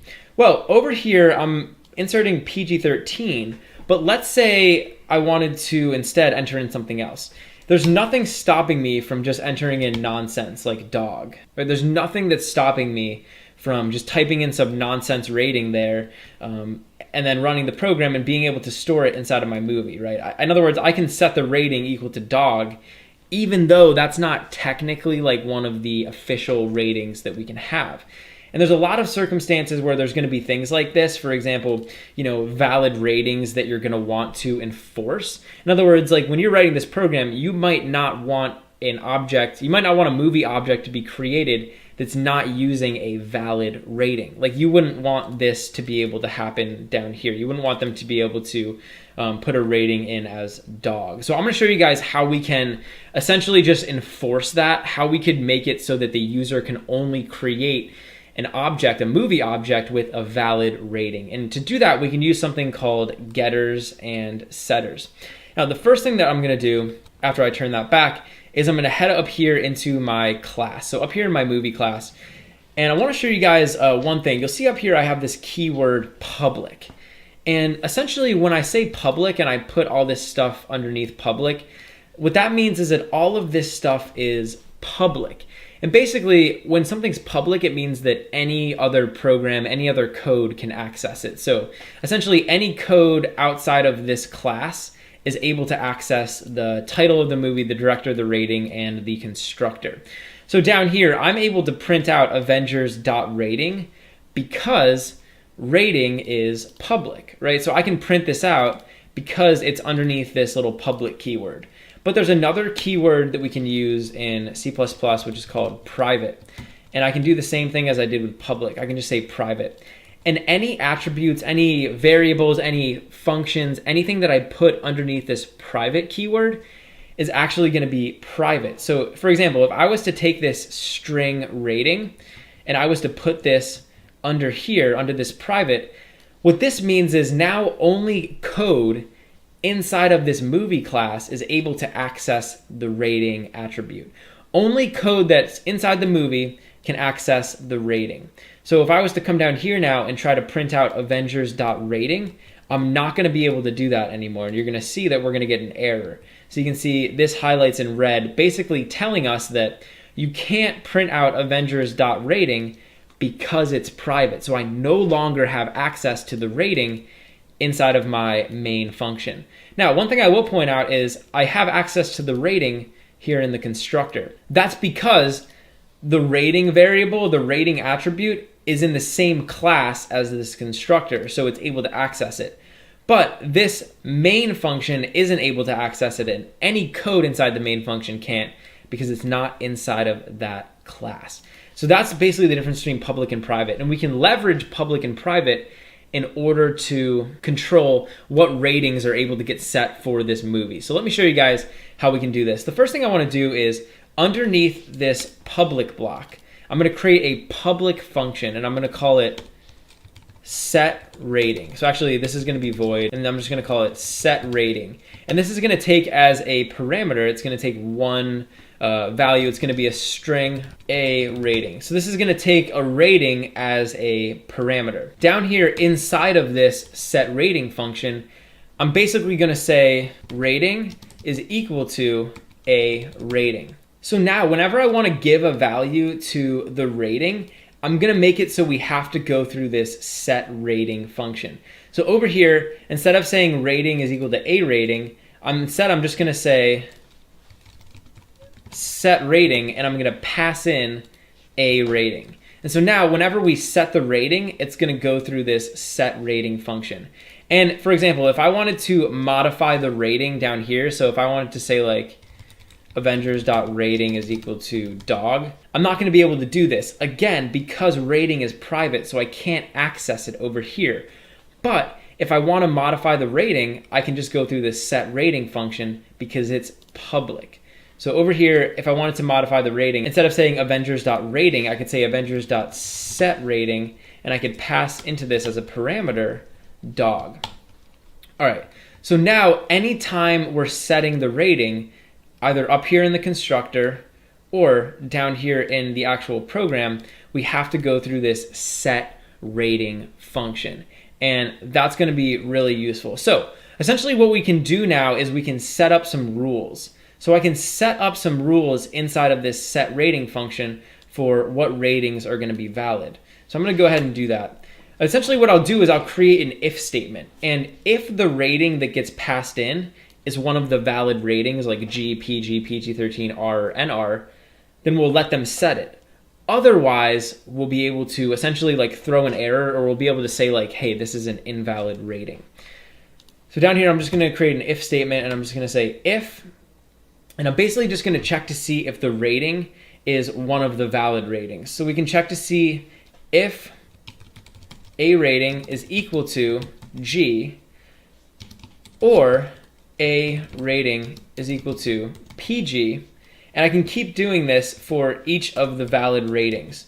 So I'll keep doing this over here, and I'm just going to say, or a rating is equal to PG-13, or a rating is equal to R, and then there's one more, which is going to be or a rating is equal to NR. So basically what I'm doing is I'm creating this long-winded if statement, and it's checking all of these conditions. So it's checking to see if a rating is G, or if it's equal to PG, or if it's equal to PG-13, or R, or finally NR. Now, if it's equal to one of those, right? If it's equal to one of those valid ratings, then we can just go ahead and set it normally. So I could say like rating is equal to a rating, right? Because they entered in a valid rating, so it's going to be fine. But here's the thing, if they didn't enter in a valid rating, that means that we're not going to be able to set it as the rating that they entered. So I can say else, and otherwise, why don't we just go ahead and set rating equal to NR. So we'll say that if they entered in an invalid rating, like if they tried to set an invalid rating for the rating for the movie, we're just going to go ahead and set it to NR because they didn't enter in a valid rating, so it's just going to be not rated. So here's the thing. Now, whenever we want to set the rating, we have to go through this set rating function. So for example, I could come over here and I could say Avengers set rating dog. And then if I printed out the rating, it's actually going to say NR because they entered in an invalid rating. It's just going to default to NR. But here's the other problem is when I can't actually print out the rating. So I can't access Avengers.rating because it's private, remember. So what we can do is we can create another function up here, and this one is going to be a string. So it's going to return a string, and I'm just going to call it getRating, and it's not going to take any parameters. It's just going to return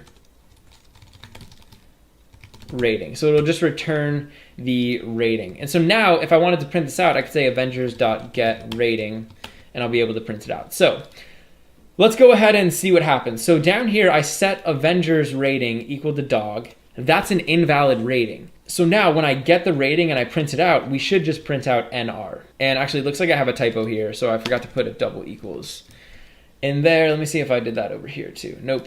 Okay, so we should be able to run this now. Yeah, so down here you'll see that we're printing out NR. So I tried to set the rating equal to dog.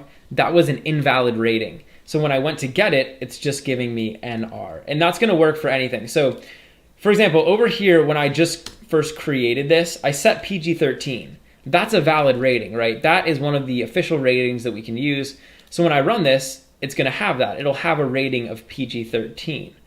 But if I tried to set this to like PG-15 or something, that's not a valid rating, right? So when I run the program, it's gonna basically say that it's not rated because we didn't enter in a valid rating. And you could essentially do whatever you wanted there. The point that I'm trying to make though is that there's gonna be certain times where you wanna control what values or how the user can interact with the attributes of a class or of an object. In our case, we wanted to be able to restrict what types of ratings were able to be stored inside of a movie.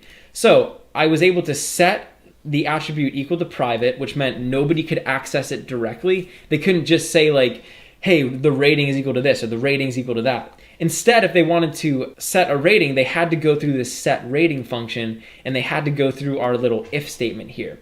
And that is an awesome way to control access to the individual elements or the individual attributes in a specific object. In this tutorial, I'm going to talk to you guys about inheritance in C++. Now, inheritance is basically where we can define a class, and then we can define other classes, and those classes can extend the functionality, or they can inherit all the functionality, all the attributes of that original class. So the easiest way for me to explain this is just to kind of show you guys an example. So over here in my program, I created a class, and it's called the chef class. Basically, this class is like modeling like a chef in our program. And there's a couple different functions that the chef class can perform. The chef can make chicken, the chef can make salad, and the chef can make a special dish. Basically, each of these functions just prints out like what it's doing. So this one says the chef makes chicken, the chef makes salad, chef makes barbecue ribs. Very simple class. And down here, you'll see I'm actually creating an instance of this chef class, and it's called chef. And down here, I'm telling the chef to make chicken. So let's run the program, and we'll see what happens. So when I run the program, you'll see it prints out the chef makes chicken. Awesome. So we have this chef class, and let's say that I'm running my program, and I'm thinking to myself like, I think in addition to representing just a normal generic chef, I also want to represent an Italian chef. So what I'm going to do is I'm going to go over and I'll actually just create another class. So I'm just going to say class, and instead of creating a chef class, I'm going to create an Italian chef class. So I'll say Italian chef. And let's say for our purposes, when we're creating this Italian chef class, we want the Italian chef to be able to do everything that the normal chef can do. So this Italian chef can make chicken, can also make salad, and can also make a special dish. But in addition to that, the Italian chef will be able to do a bunch of other stuff. Well, we can actually use inheritance in order to build this Italian chef. Because the Italian chef is going to be able to do everything that the normal chef could do, like make chicken, make salad, and make a special dish, I can actually inherit all of these functions from the chef class in my new Italian chef class. And I'll show you guys how to do that. It's actually super easy. All we have to do is come down here, and I'm just going to make a colon, and then I can just say public and chef. And so this is referring to the class that I want to inherit from. And now what's cool about this is this Italian chef is going to have access to all of the functionality up here in this chef class. So it's basically going to inherit all of those functions. So I'll show you. If I was to come down here and create an Italian chef, so if I just said Italian chef, we'll just call it Italian chef. I could then say Italian chef dot make chicken. And even though I didn't specify anything up here, even though this class is technically empty, like even though I didn't specify a make chicken function or a make salad or a make special dish function up here, I'm still able to call make chicken on Italian chef. So if I was to run this program now, you'll see it says the chef makes chicken. So I'm able to call that function on the normal chef and the Italian chef. Essentially what's happening is the Italian chef down here is inheriting all of this functionality. So actually, just to sort of demonstrate this even further, if I came down here and I changed this to chef makes yummy chicken, now when I run my program again, you'll see that the Italian chef is also going to be able to make yummy chicken. So it's basically inheriting this function from the chef class. And what's cool about inheritance is that not only can we inherit all that functionality, but we could extend on it. So the Italian chef isn't just going to be able to do everything the chef does. The Italian chef can also do other stuff. So the Italian chef could also like make pasta. And down here we can just basically print out like the chef makes pasta. So in addition to being able to make everything that the normal chef can make, this Italian chef can also make pasta. So I can come down here and say make pasta. But it's important to note that this normal chef can't make pasta. So if I tried to call make pasta on the normal chef, you'll see we're going to get an error.